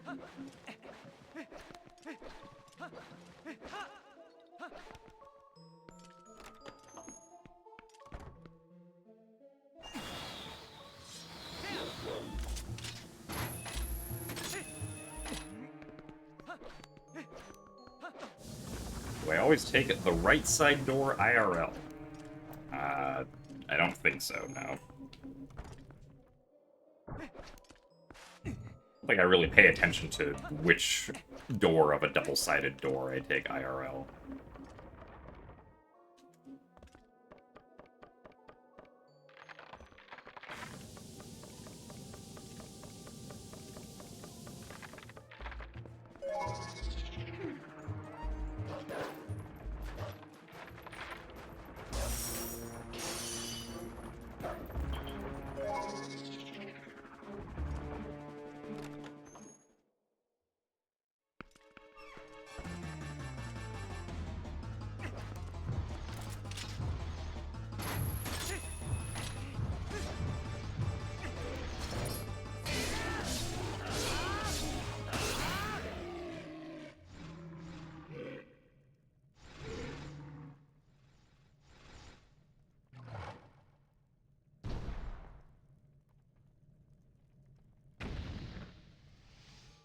We go to Stone Peak before Arbiters because we want the ball and chain so that we don't have to go and get a bomb bag anywhere. Otherwise, we would need a bomb bag and Arbiters to defeat a Stelphos.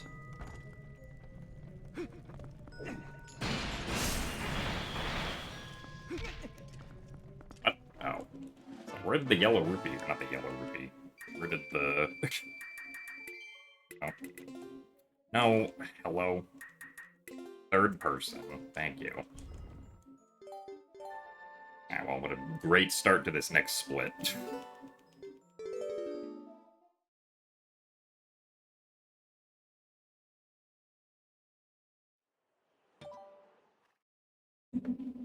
Yeah, not having to get the bottle is, pretty good. Just because it also makes, like, not having to worry about, rupee RNG at the beginning of the run a lot more consistent. Also, geez, we already lost a bunch of time here. Ooh.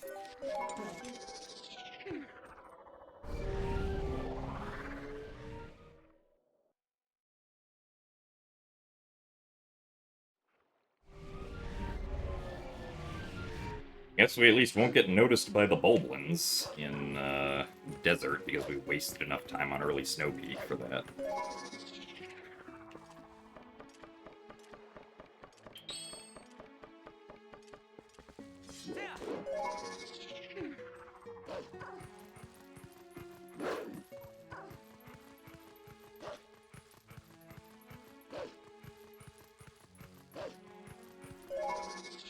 And Glubbers doesn't have to sub if he doesn't want to.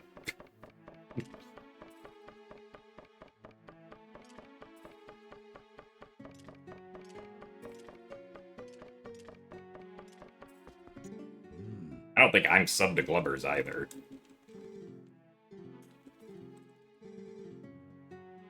But thank you very much, Asher, for gifting Glubbers a sub. For Glubbers appreciates that he can now use my face in Twitch chat.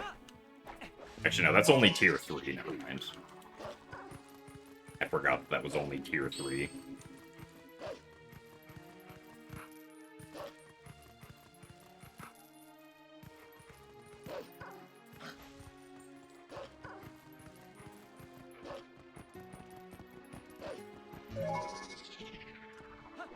Yes, you can use the cartoon version of my face in Twitch chat. Actually, I guess Gym Dancing does contain my face. Just not as big as Gym Face does.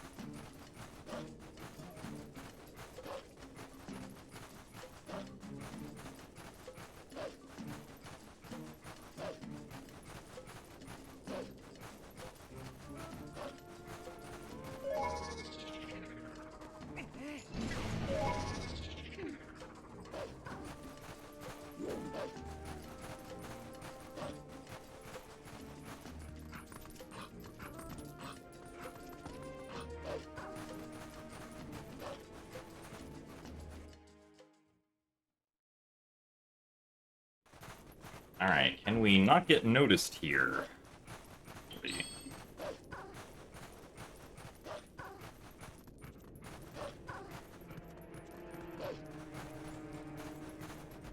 Oh, now we got noticed. I went too far into the light. So the camera didn't want to turn there for some reason.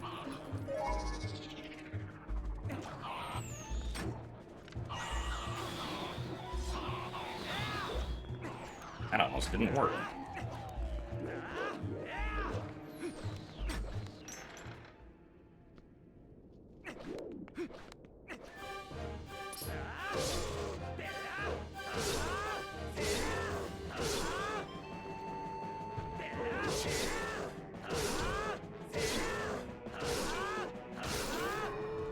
Guess that works. Unfortunately, we're not really saving any time here, because we got noticed and we lost a bunch of time trying to change into third-person aiming.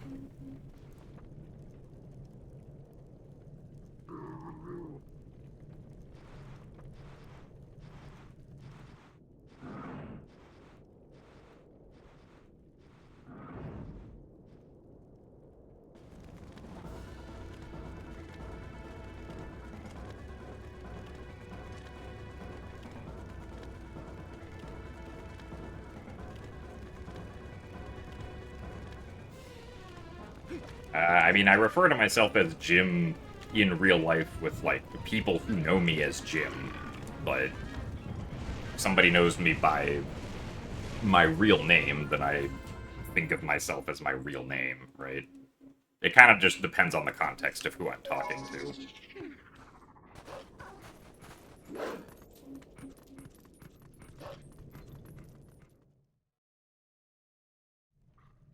Alright, well, let's see if we can have an Arbiter's Grounds like the last one that we had here. Because last time we did Arbiter's Grounds, it was pretty good.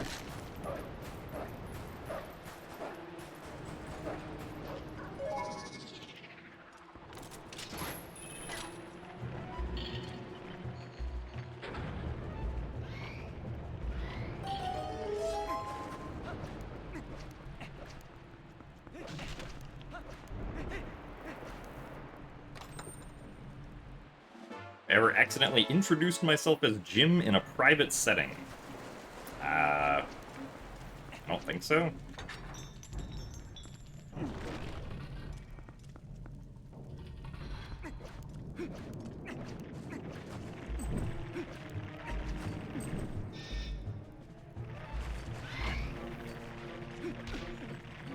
don't know what the heck that was.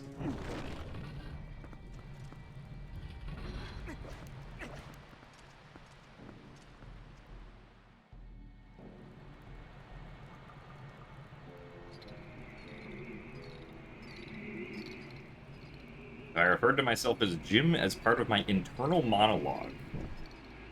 I don't think I use any... Like, if I'm referring to myself with an internal monologue, I'm pretty sure I always just use I, and not any of the names that refer to me.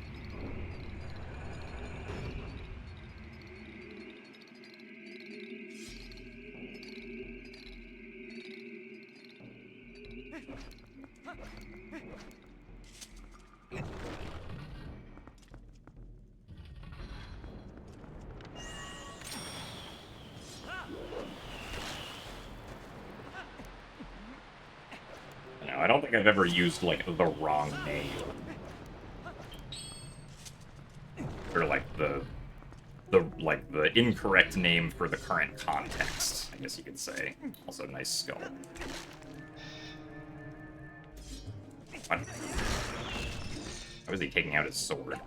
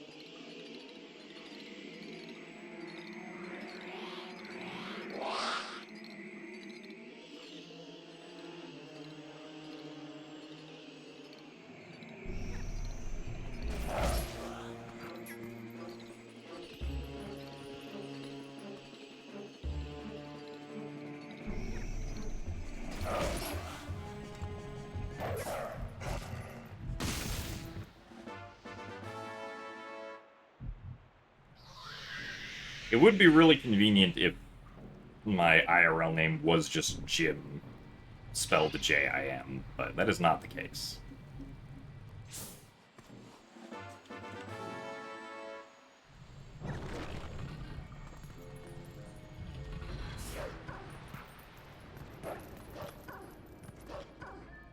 Did I sniff the Poe?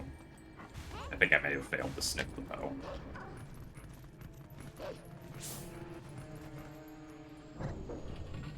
I did not... I didn't fail to sniff the Poe, okay.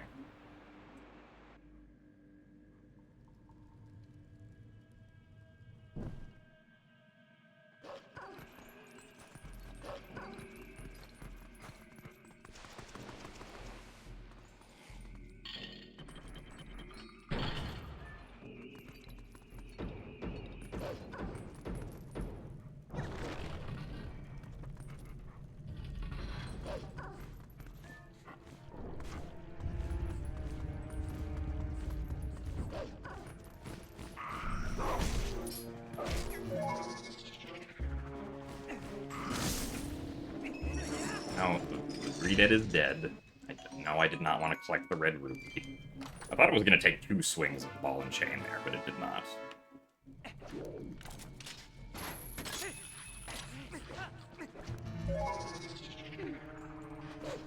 Well, if I knew that I was going to collect a red rupee anyway, I wouldn't have collected the orange in Snow Peak.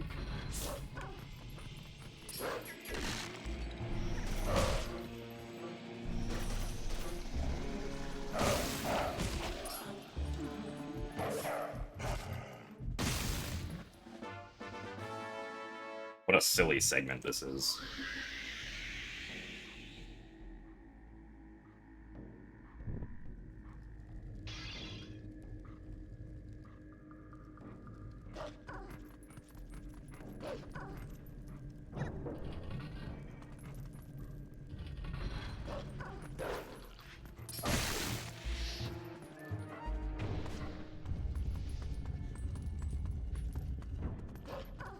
Fortunately, we've already lost 12 seconds to random shenanigans.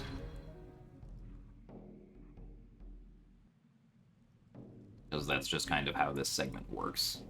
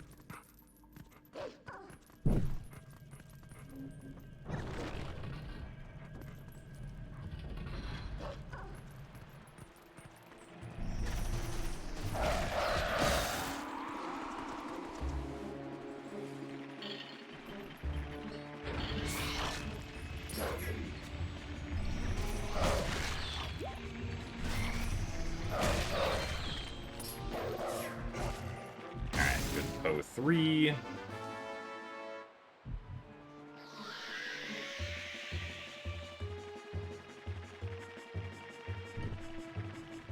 There are some new strats since my PB. I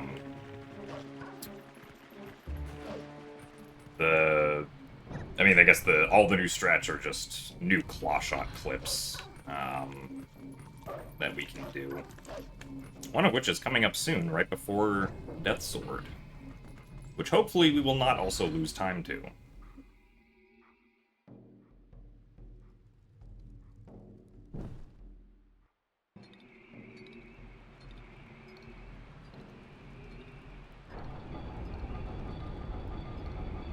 Yeah, so there's one here in Arbiters, and then there's one in City in the Sky, and then we also do a Rolfos skip with a third-person claw shot clip, because it is, at least in my practice, significantly more consistent than the precise claw shot method of doing a Rolfos skip.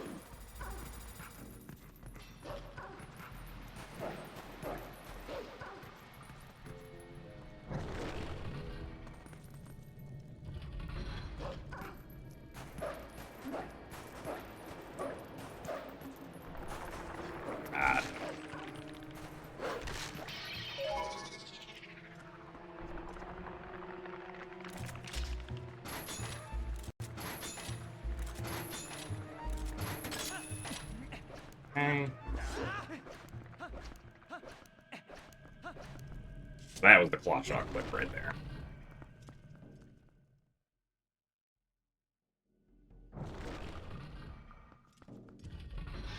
And we can see if Death Sword skip will work.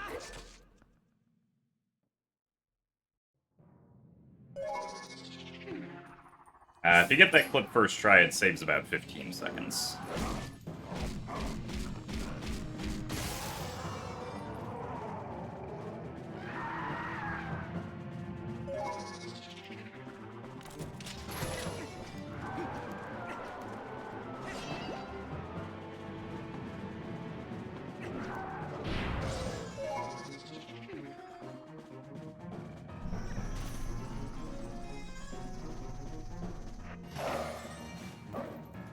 Very nice.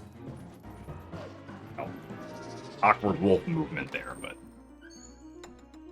Hey, look at that, we're ahead again.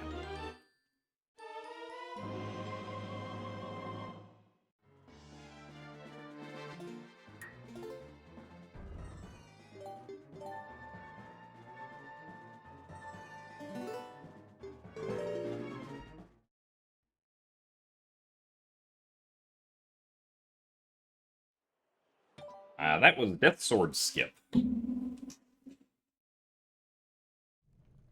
Oh,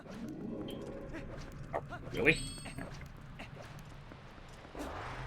I swear my finger was right over the button, but the spinner did not want to go to the button.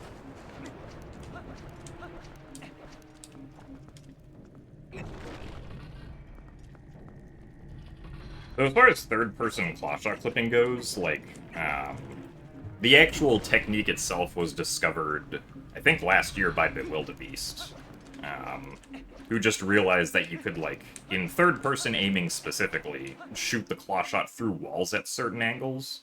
And, like, once you understand that you can do that, it's basically, like, a game of figuring out if there are any useful things you can clawshot through a wall at those specific angles, right? It's like, we can't just clawshot through a wall at any angle. We can only really do, like, extreme angles to the left or extreme angles up, pretty much. There just happens to be to the right. There just happens to be a clawshot target at an extreme angle up and to the right, at that one spot that we can then clawshot to.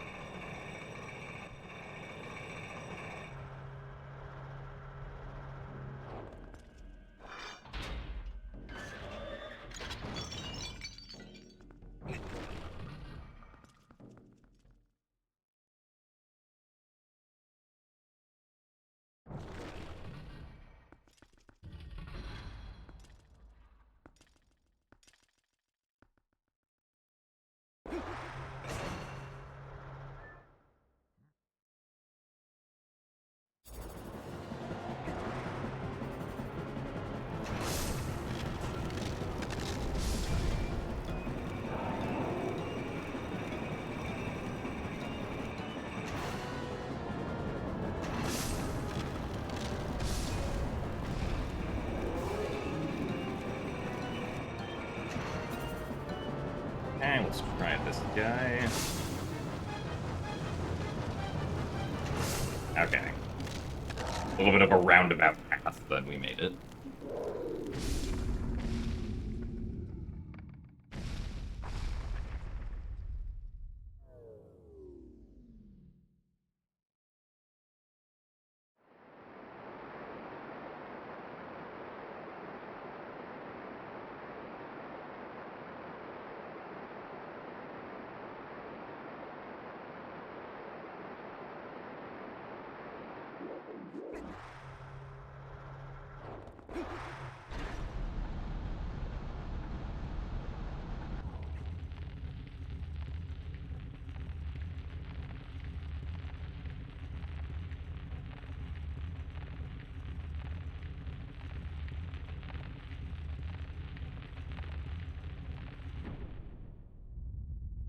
Oh yeah, Arbiter's Grounds in PB wasn't too bad.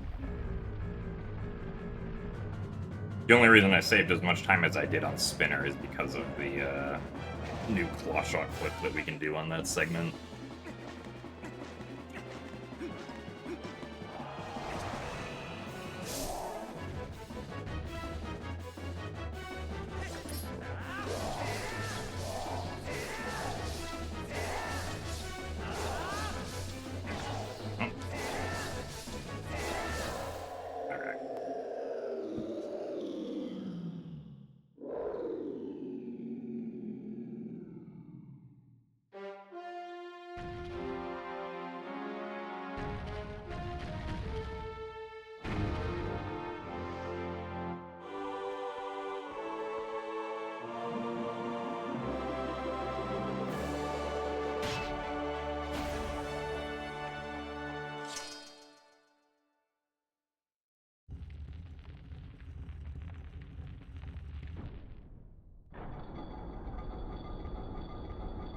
does require quite a few quick spins to kill Stallard.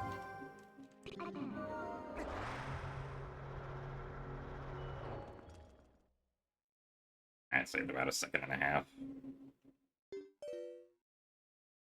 Not too bad, considering that my best saves 5 seconds there.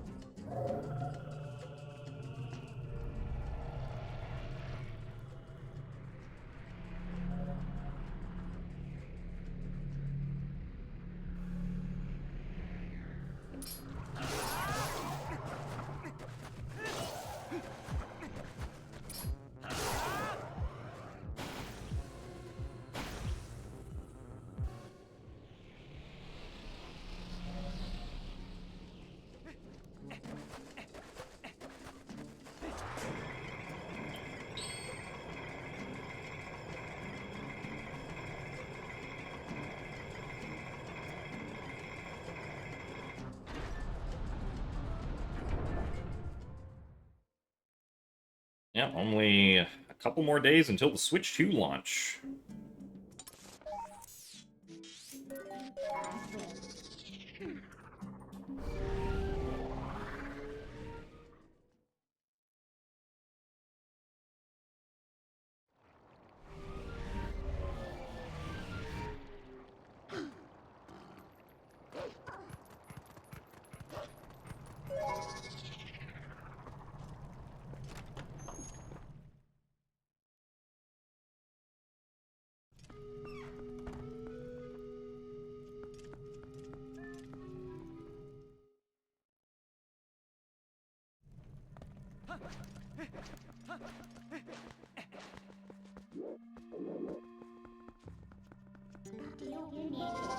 While I am pretty excited for the Switch 2 launch, I do find it interesting that I am less excited than I thought I would be generally.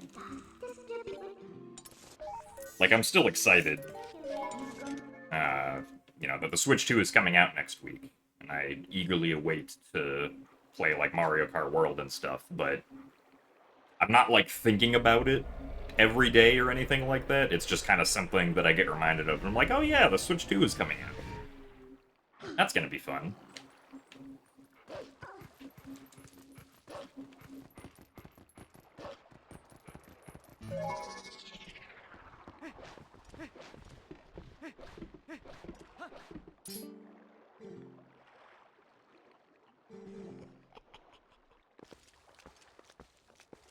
I speedrun pretty much all the Zelda games, or not all the Zelda games, excuse me, all of the 3D Zelda games.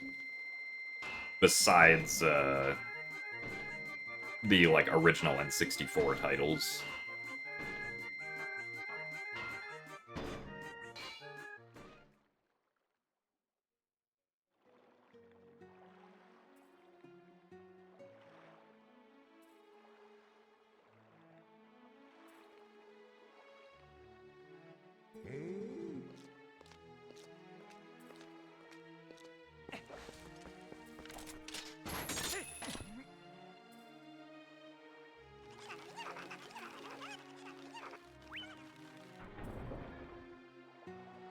Oh yeah, I have done N64 OOT and MM, but significantly less than I have all of the other 3D Zelda games, I would say. And, like, I don't have very much interest in trying to, like, do speedruns of the original N64 games unless it's for the 3D Zelda challenge at this point.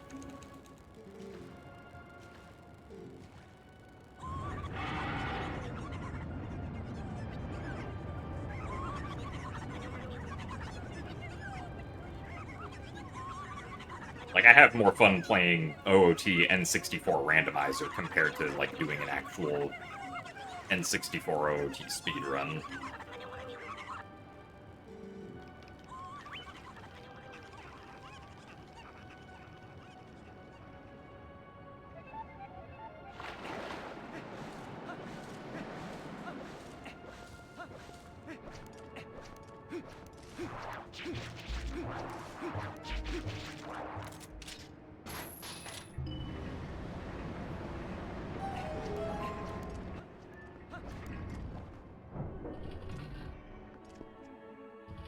I don't know, MM3D and... Or I guess the 3DS remakes are pretty different from the N64 games glitch-wise in a lot of ways. Ow, I tried to slap the Almosaur there so he wouldn't do that to me.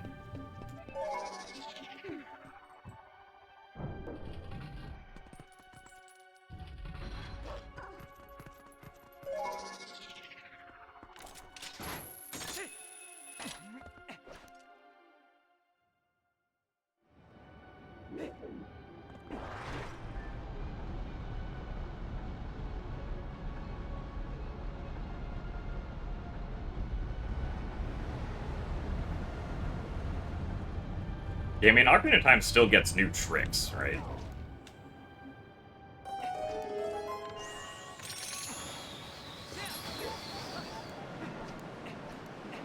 It's not like the games have been completely figured out at this point. So I don't know why I put my sword away there. That wasn't necessary.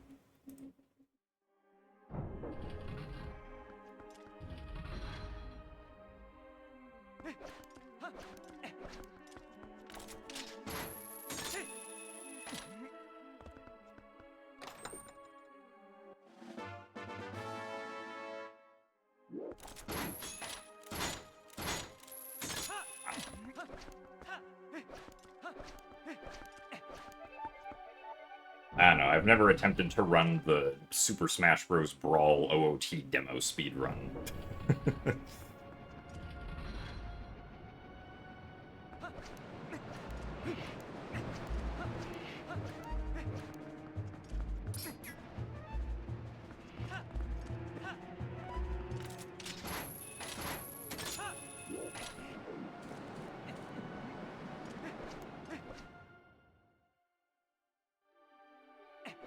Yeah, I mean, like, the new trick that was discovered for Ocarina of Time, I believe is float precise.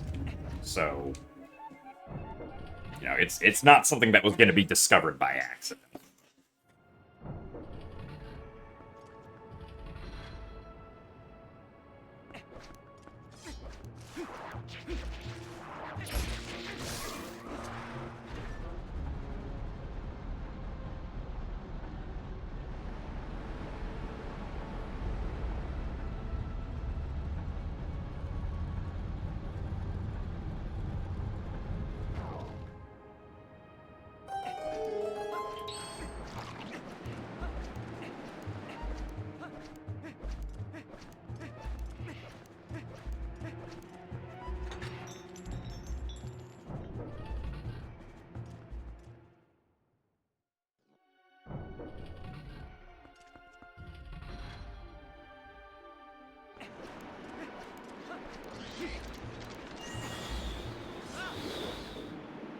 Alright, time for the next flash shot clip.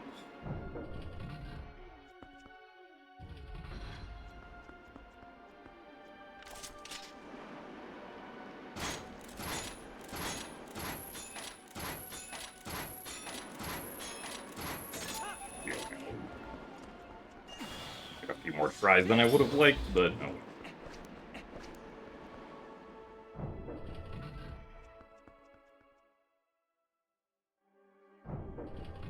I'll probably try and see if I can find a slightly different setup for that, because I think the one that I use isn't quite as consistent as I would like. Because ideally for that one, you don't even have to flick at all. You can just aim at a certain spot and it'll work, but getting into the position for the same spot every time is a little tricky.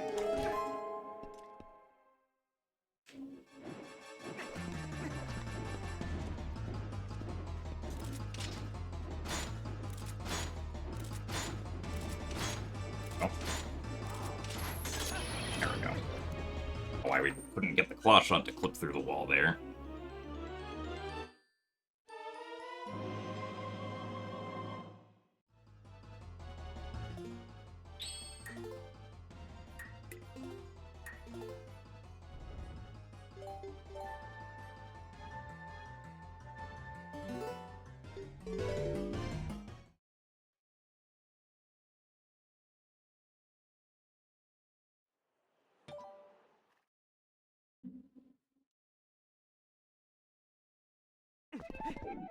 And unlike the last run we did that got here, I didn't fail fan skip, so we can actually potentially save time here, instead of losing 2 minutes.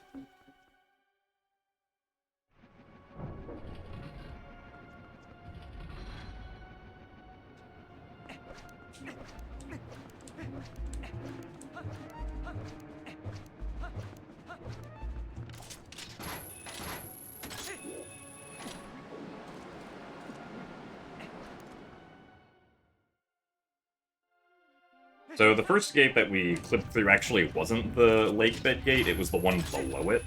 But it essentially accomplishes the same thing of getting into that room before we should normally be able to.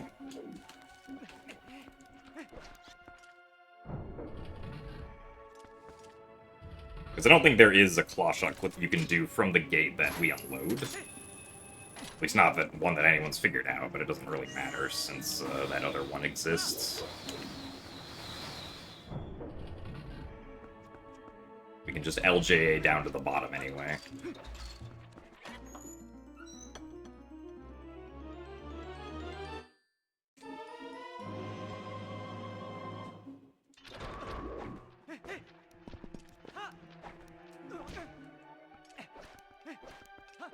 I could turn sharper there, but I could not.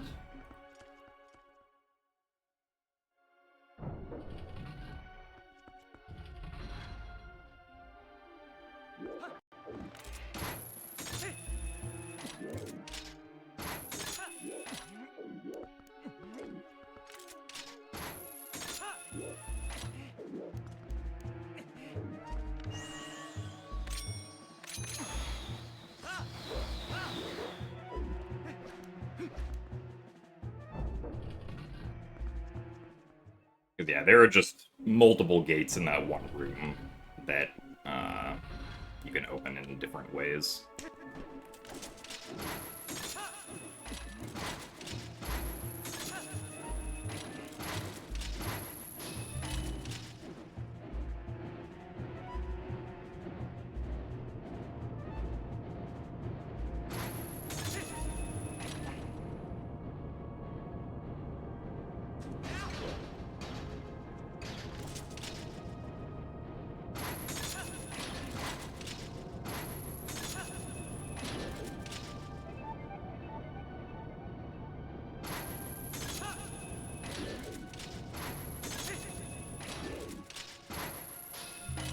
Nice.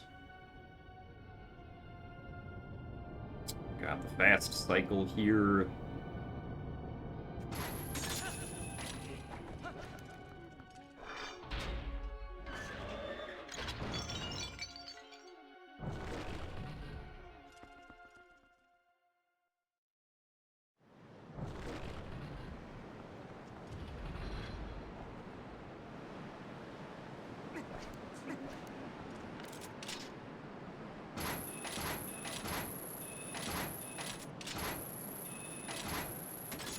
Wow. A bit longer than I was hoping for.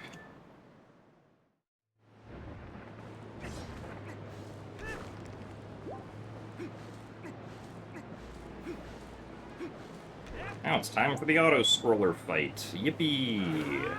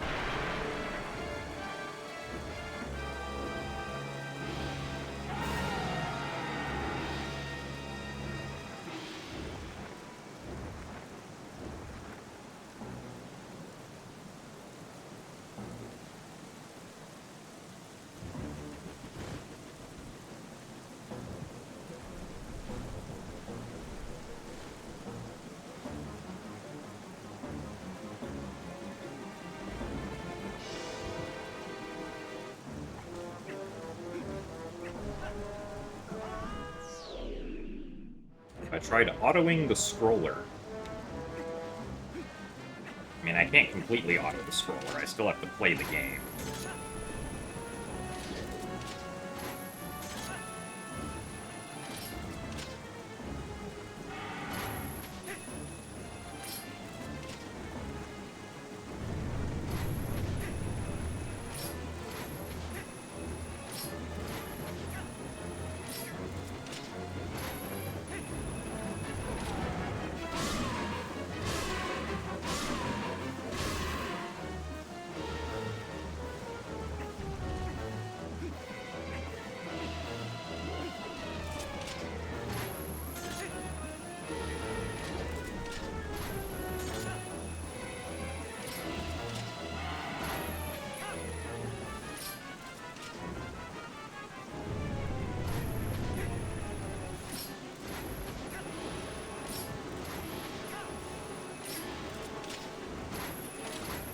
I think that first shot would have been fine, actually.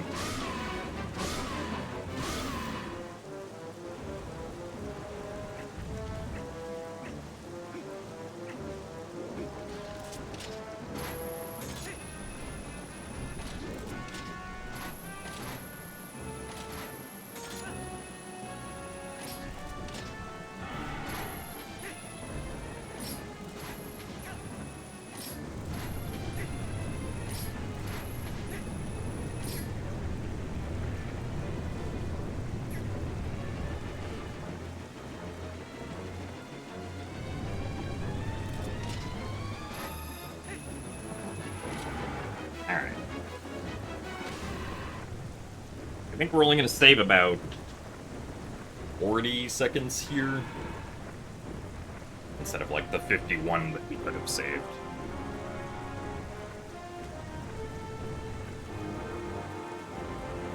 Did play a recording of one of my speedruns at 2 times speed, resulting in a faster time.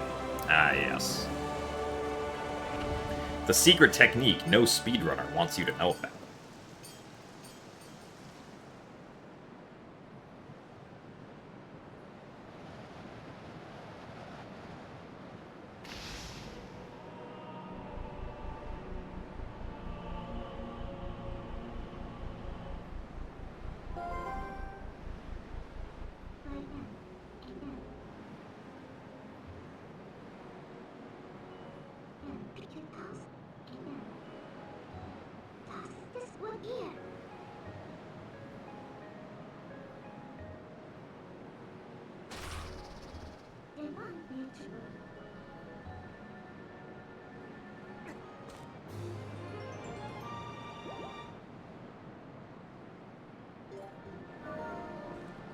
About 43 seconds. Not too bad, I guess. Well, let's see if we can keep it up. A minute ahead out of City in the Sky is pretty nice.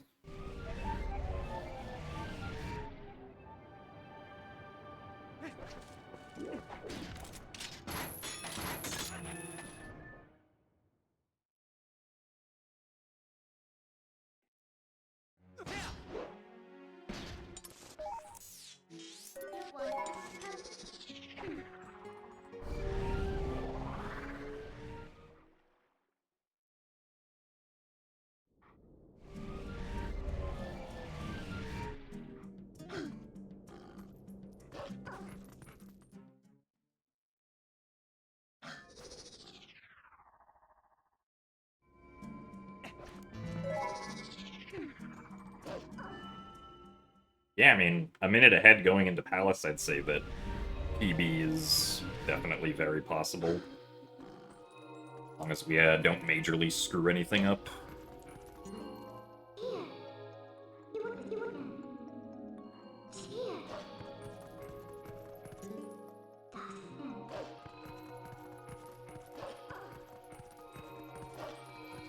I wonder how fast a bot could be that played perfectly.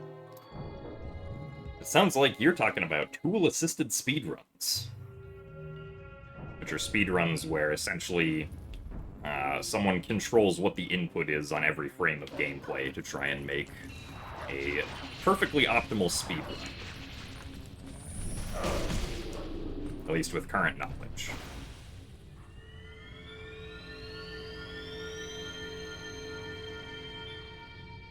Speedrun where you have to collect all the different types of rupee.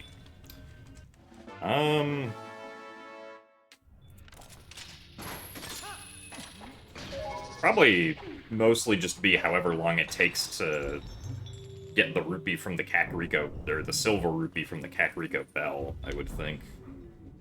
I don't know where all the other silver rupees are off the top of my head.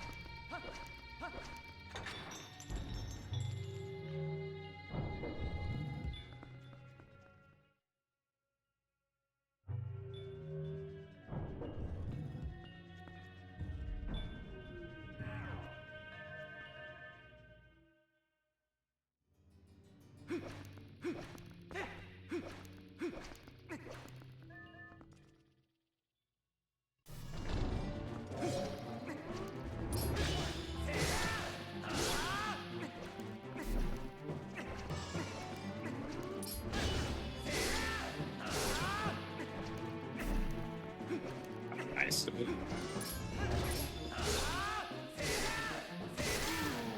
Complete opposite sides of the arena each time.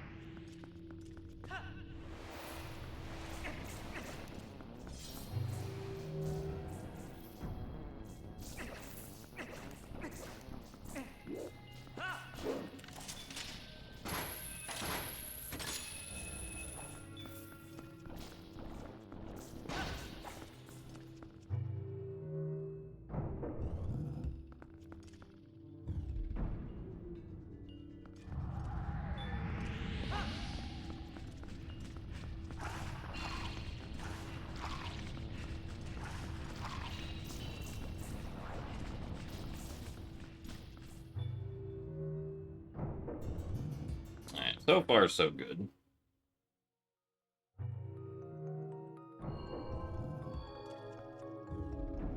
But that was also the easier side. Next up is Stupid Room, where hopefully nothing stupid happens. Sometimes stupid things unfortunately do happen. Also, thanks for the good luck, GG.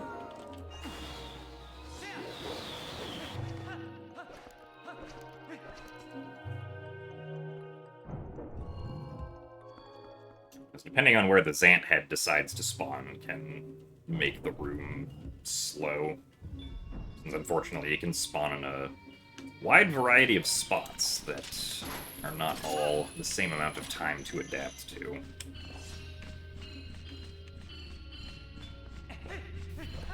Oh, hello.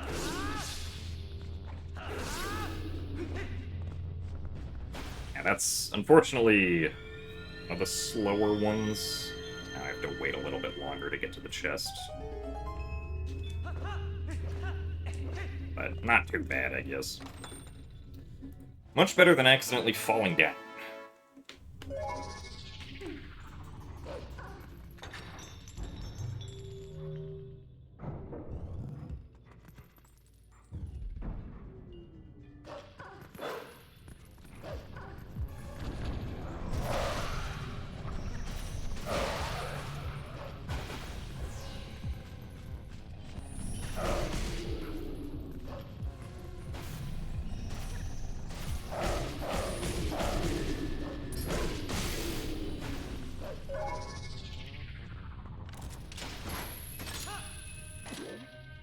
surprised that actually latched on. That looked like it was too high.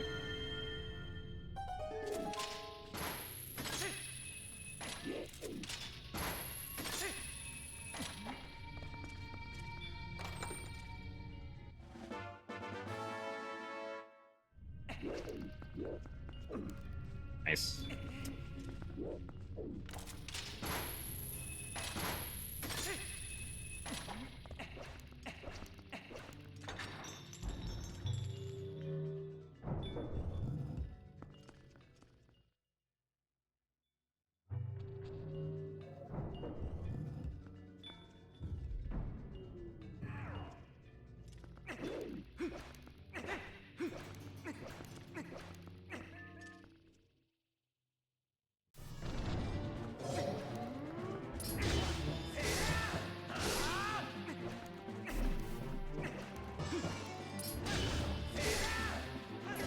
Oh, come on. Wow, that stinks.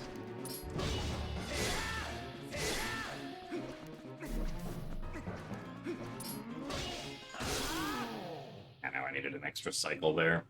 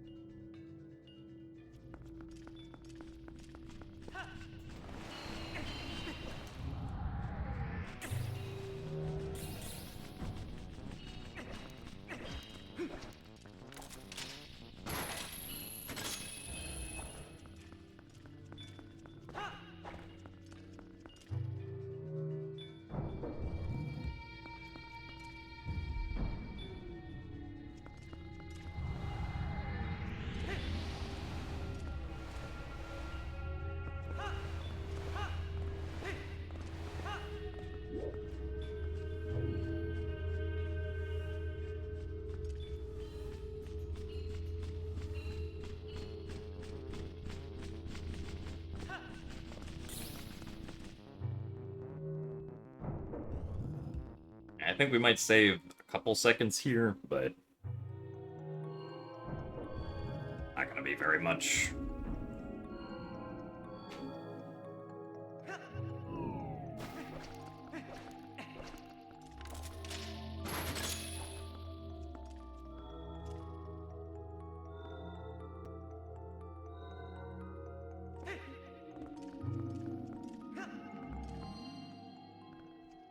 Yeah, 4 seconds.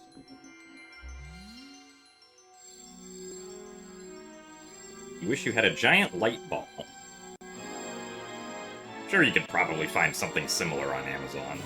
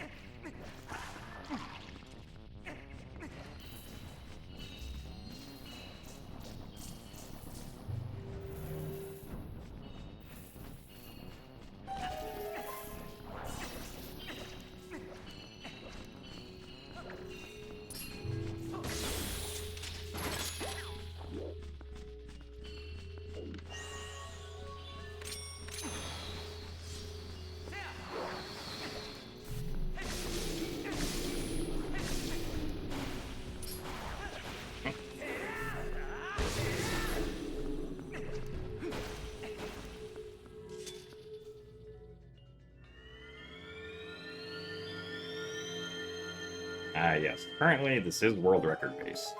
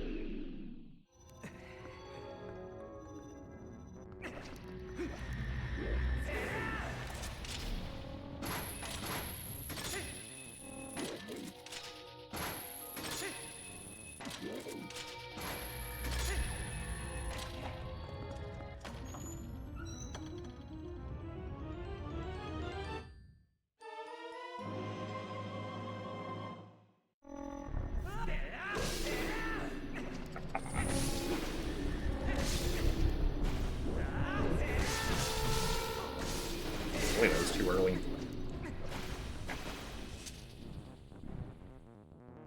Not the best fights with the Zant heads there.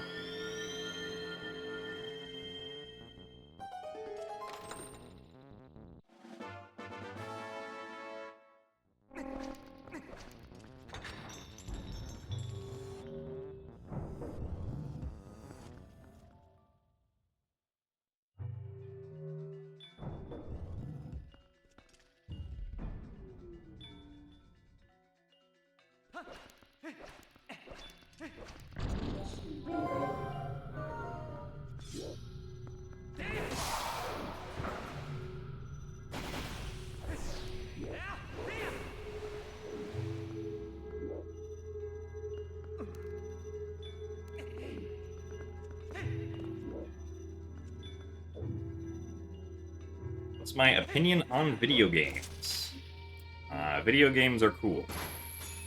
I approve.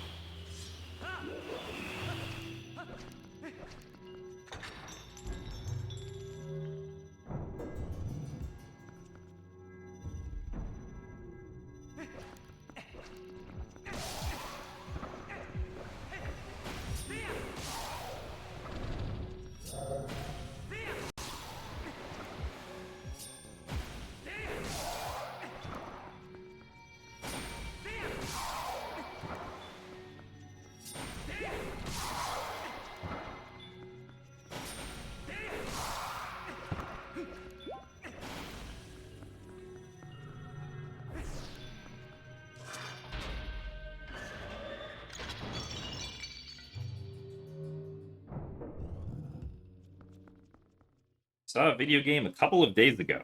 Nasty creatures. Yeah, quite a lot of variety, though.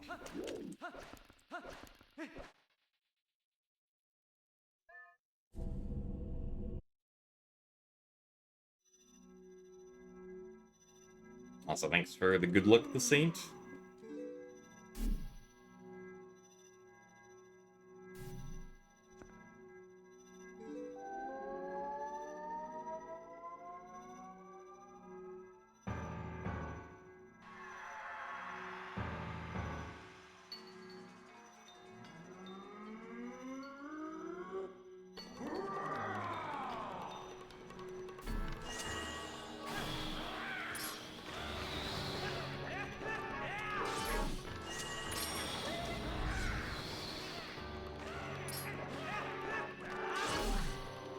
Not the best RNG, but we only lost maybe like a second or two to it, so it's fine.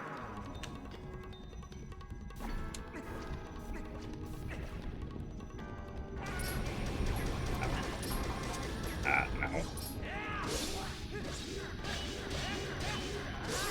Alright, well. Failure to quick spin again, unfortunately.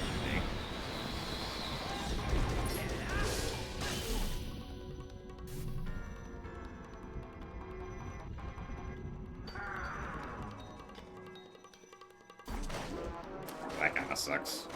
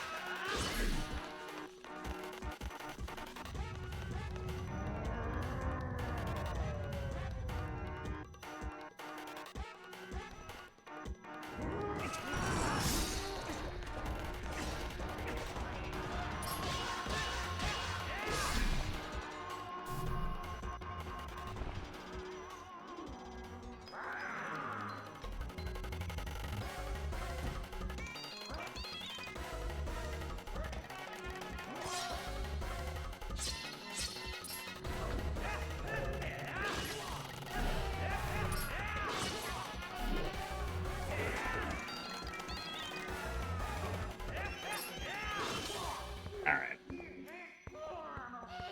Well, we'll still save time, it looks like.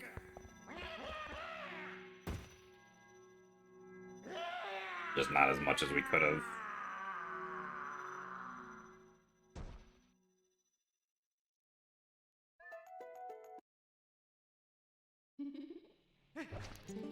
Two.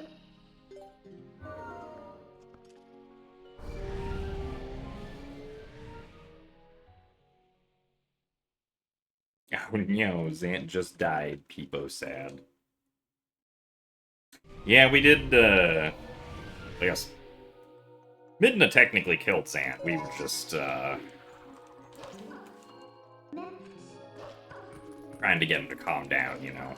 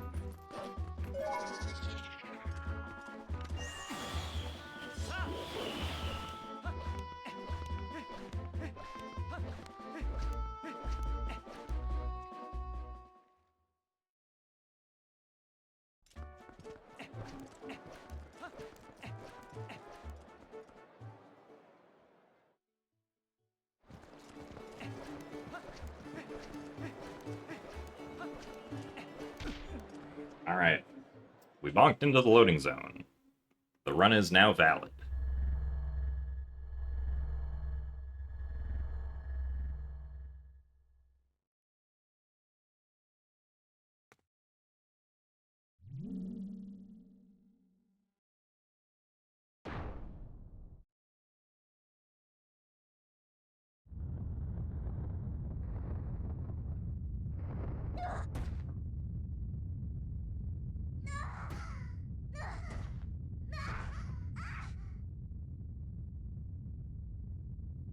Now, the bonk is just something funny you can do. It doesn't actually save time or anything.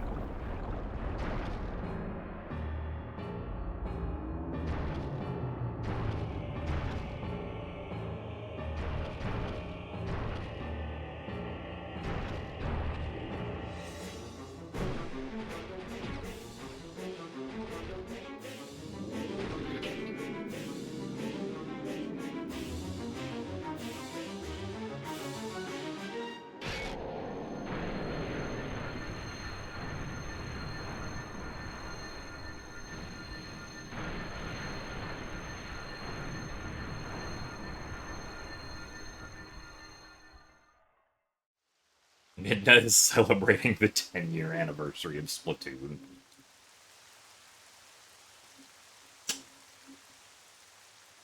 Yeah, I could see it.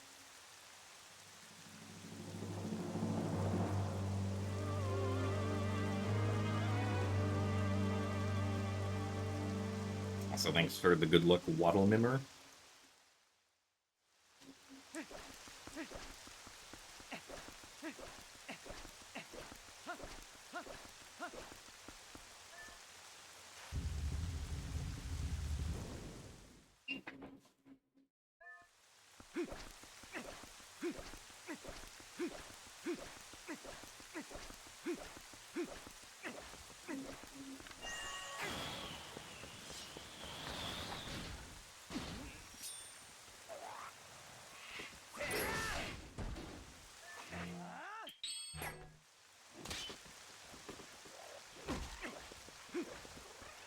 Alright.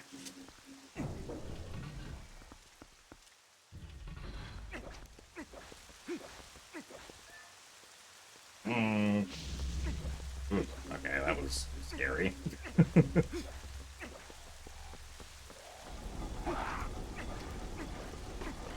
Accidentally skipping the cutscene there as fast as possible.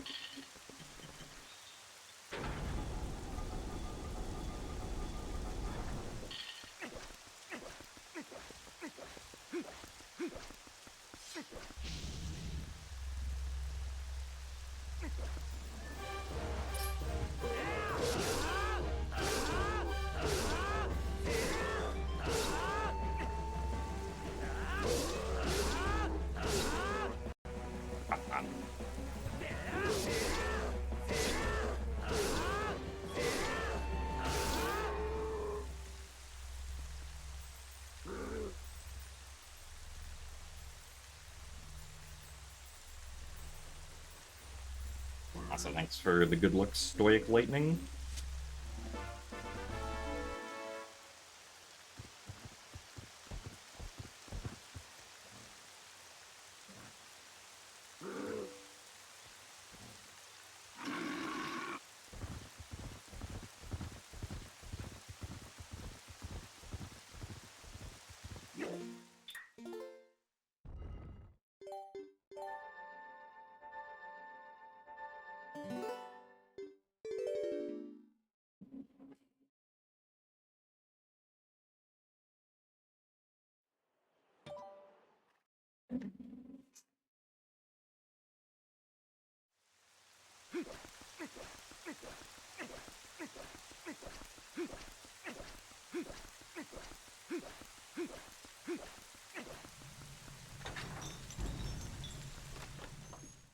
Yes, the run currently is Godin, despite the fact that Godin does not appear anywhere in this game.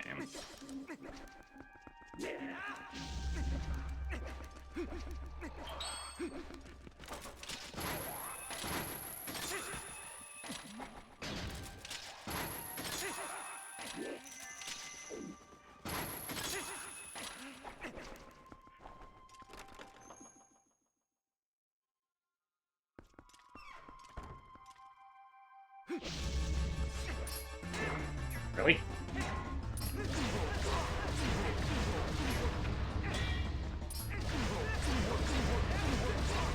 Not sure why that failed.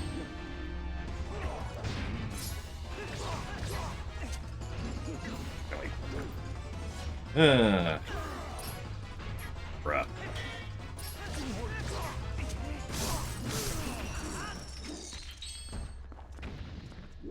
Hitboxes. Also, that was the wrong equip. Okay. Or, no, yeah, that was the wrong equip. I guess it still technically works, but...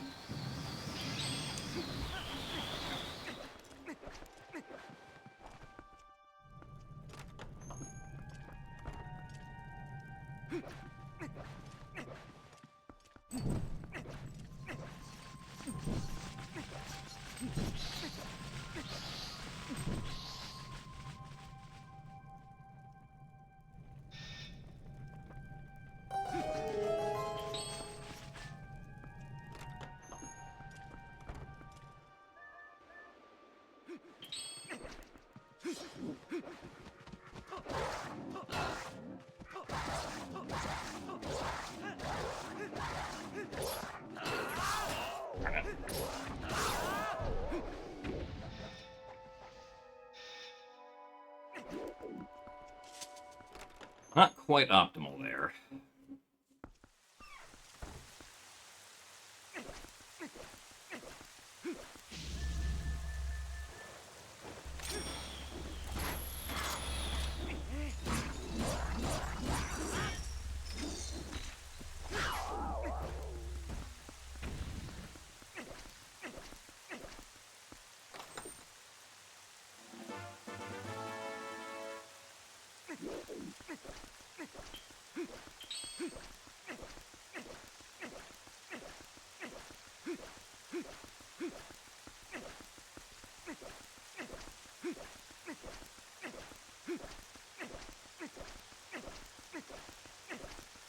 Yeah, so unfortunately, we're gonna, at the very least, not save time here because the Dark Nut fight was silly.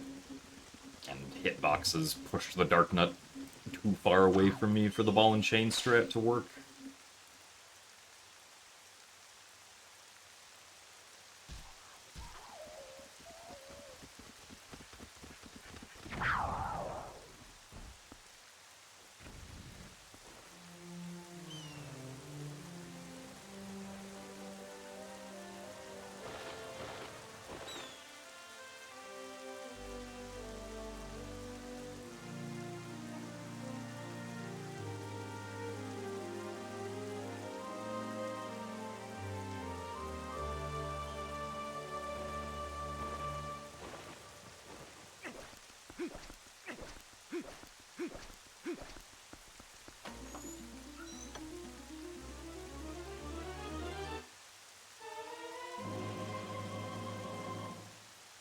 The upcoming RNG is Puppet Zelda.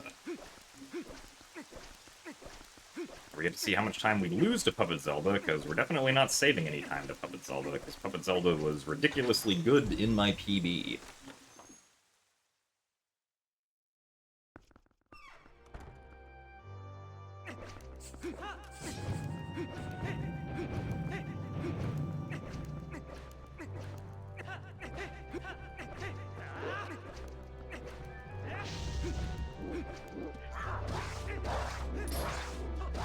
Hello. Like good quick spin.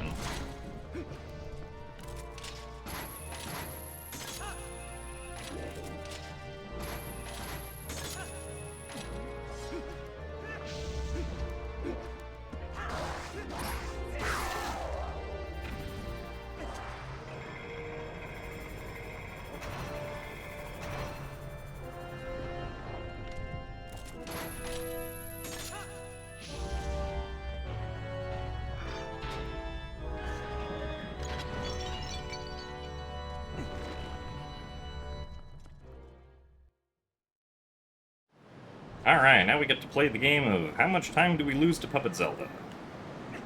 Personally, not my favorite game, but unfortunately it is a game that must be played.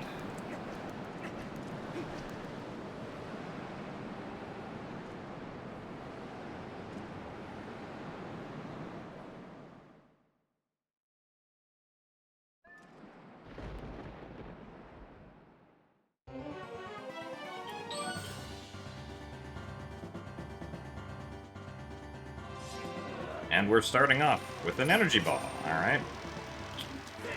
Looking good so far.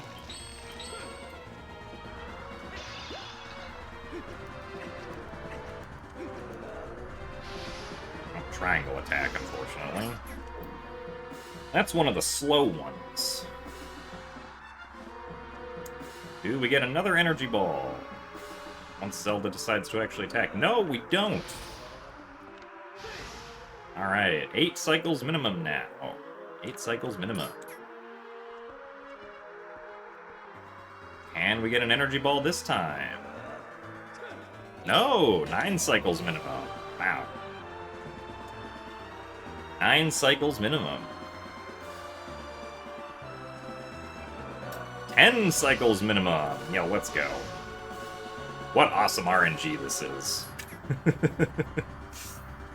10 cycles minimum.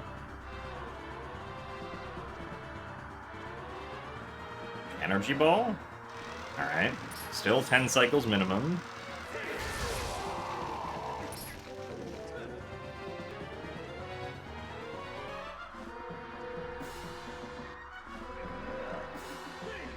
Alright. That's cycle number 8. No, that's number 7. Right. This will be number 8, which unfortunately is a triangle attack.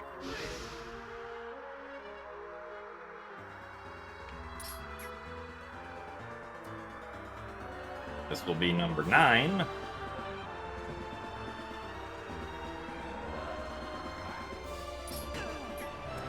And now we got cycle number 10 coming up. Are we going to get the energy ball? No! 11 cycle minimum. 11 cycles.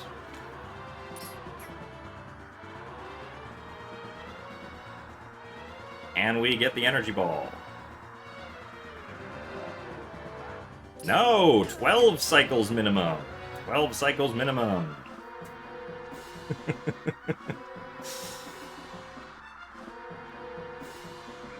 13 cycles minimum! Folks, I think this is the worst Puppet Zelda RNG I've ever had. Alright, can we get the energy ball? We can get the energy ball. 13 cycles! I don't think PB is possible anymore, unfortunately.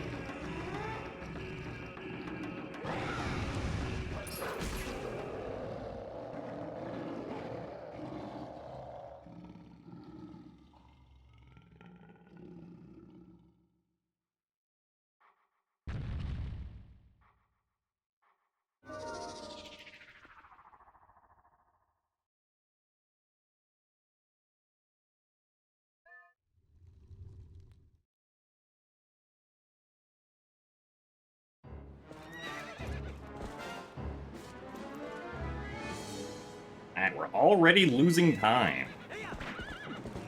Thanks, Puppet Zelda. I don't like this direction.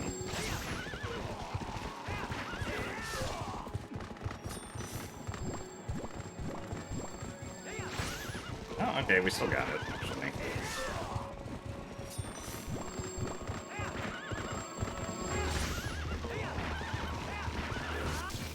Alright.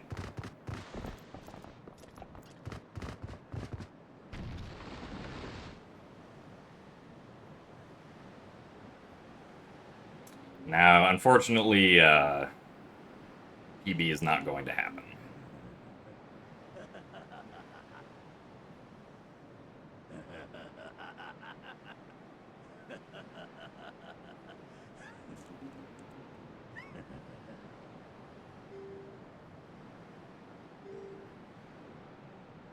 Yeah, so the Zelda, there's like a lot of RNG that goes into the Zelda cycles. There's RNG in how many cycles it takes, right? There's RNG on which attacks Zelda does on the non-energy ball cycles, because the triangle attack is slower than the charge attack. And there's RNG with how long it takes Zelda to decide to attack between cycles.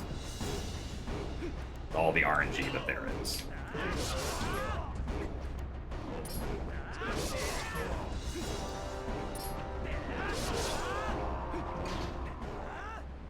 We lost 1 minute and 36 seconds to Zelda RNG. 35 seconds, I guess. What a great video game this is.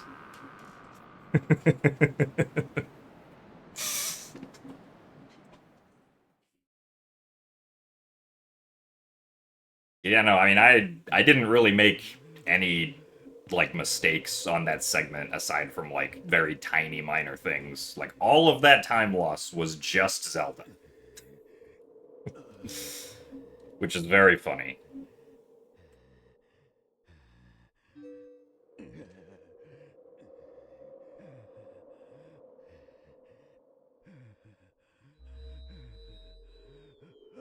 Yeah, we did get Hyrule RTA world record, this is true. This is the fastest time I've ever gone into the Puppet Zelda fight.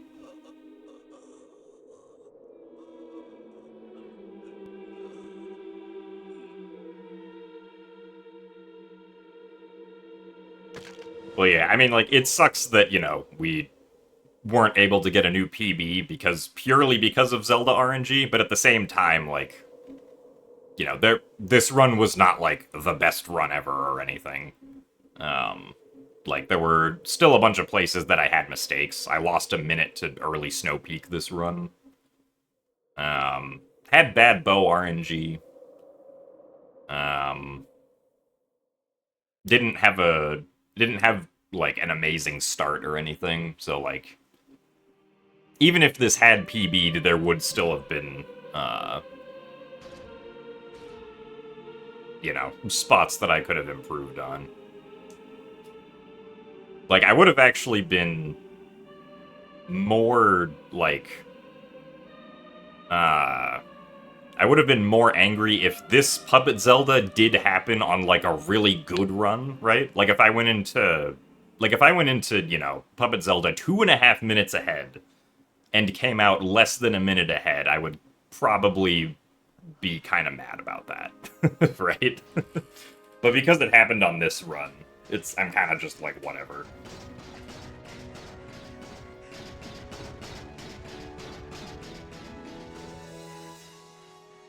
I do think it is very funny, though.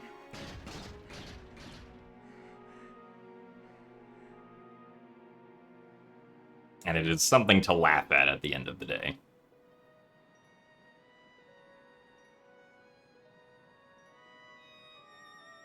I think there actually is a Jim Angry emote, but it's Jim Rage, not Jim Angry.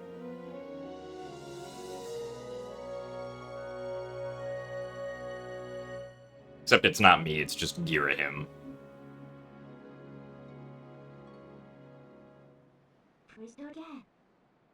We'll have a repair. You forget we do space. Hot for report? But yeah, I mean, ultimately, you know, I can just try again tomorrow, which is what's gonna happen because I'll be streaming tomorrow and doing more attempts.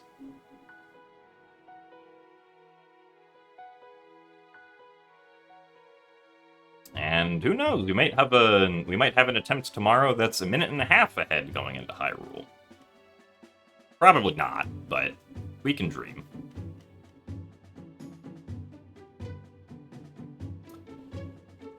But yeah, so that is going to be it for today's stream. yeah, we'll do more attempts tomorrow. I'll try to see if I can learn the slightly better setup for the second claw shot clip, the one that we do in City in the Sky, so that it doesn't take me like 6 or 7 claw shots to finally get the clip. But hope you guys have a good rest of your Saturdays. I will see you guys later. Goodbye.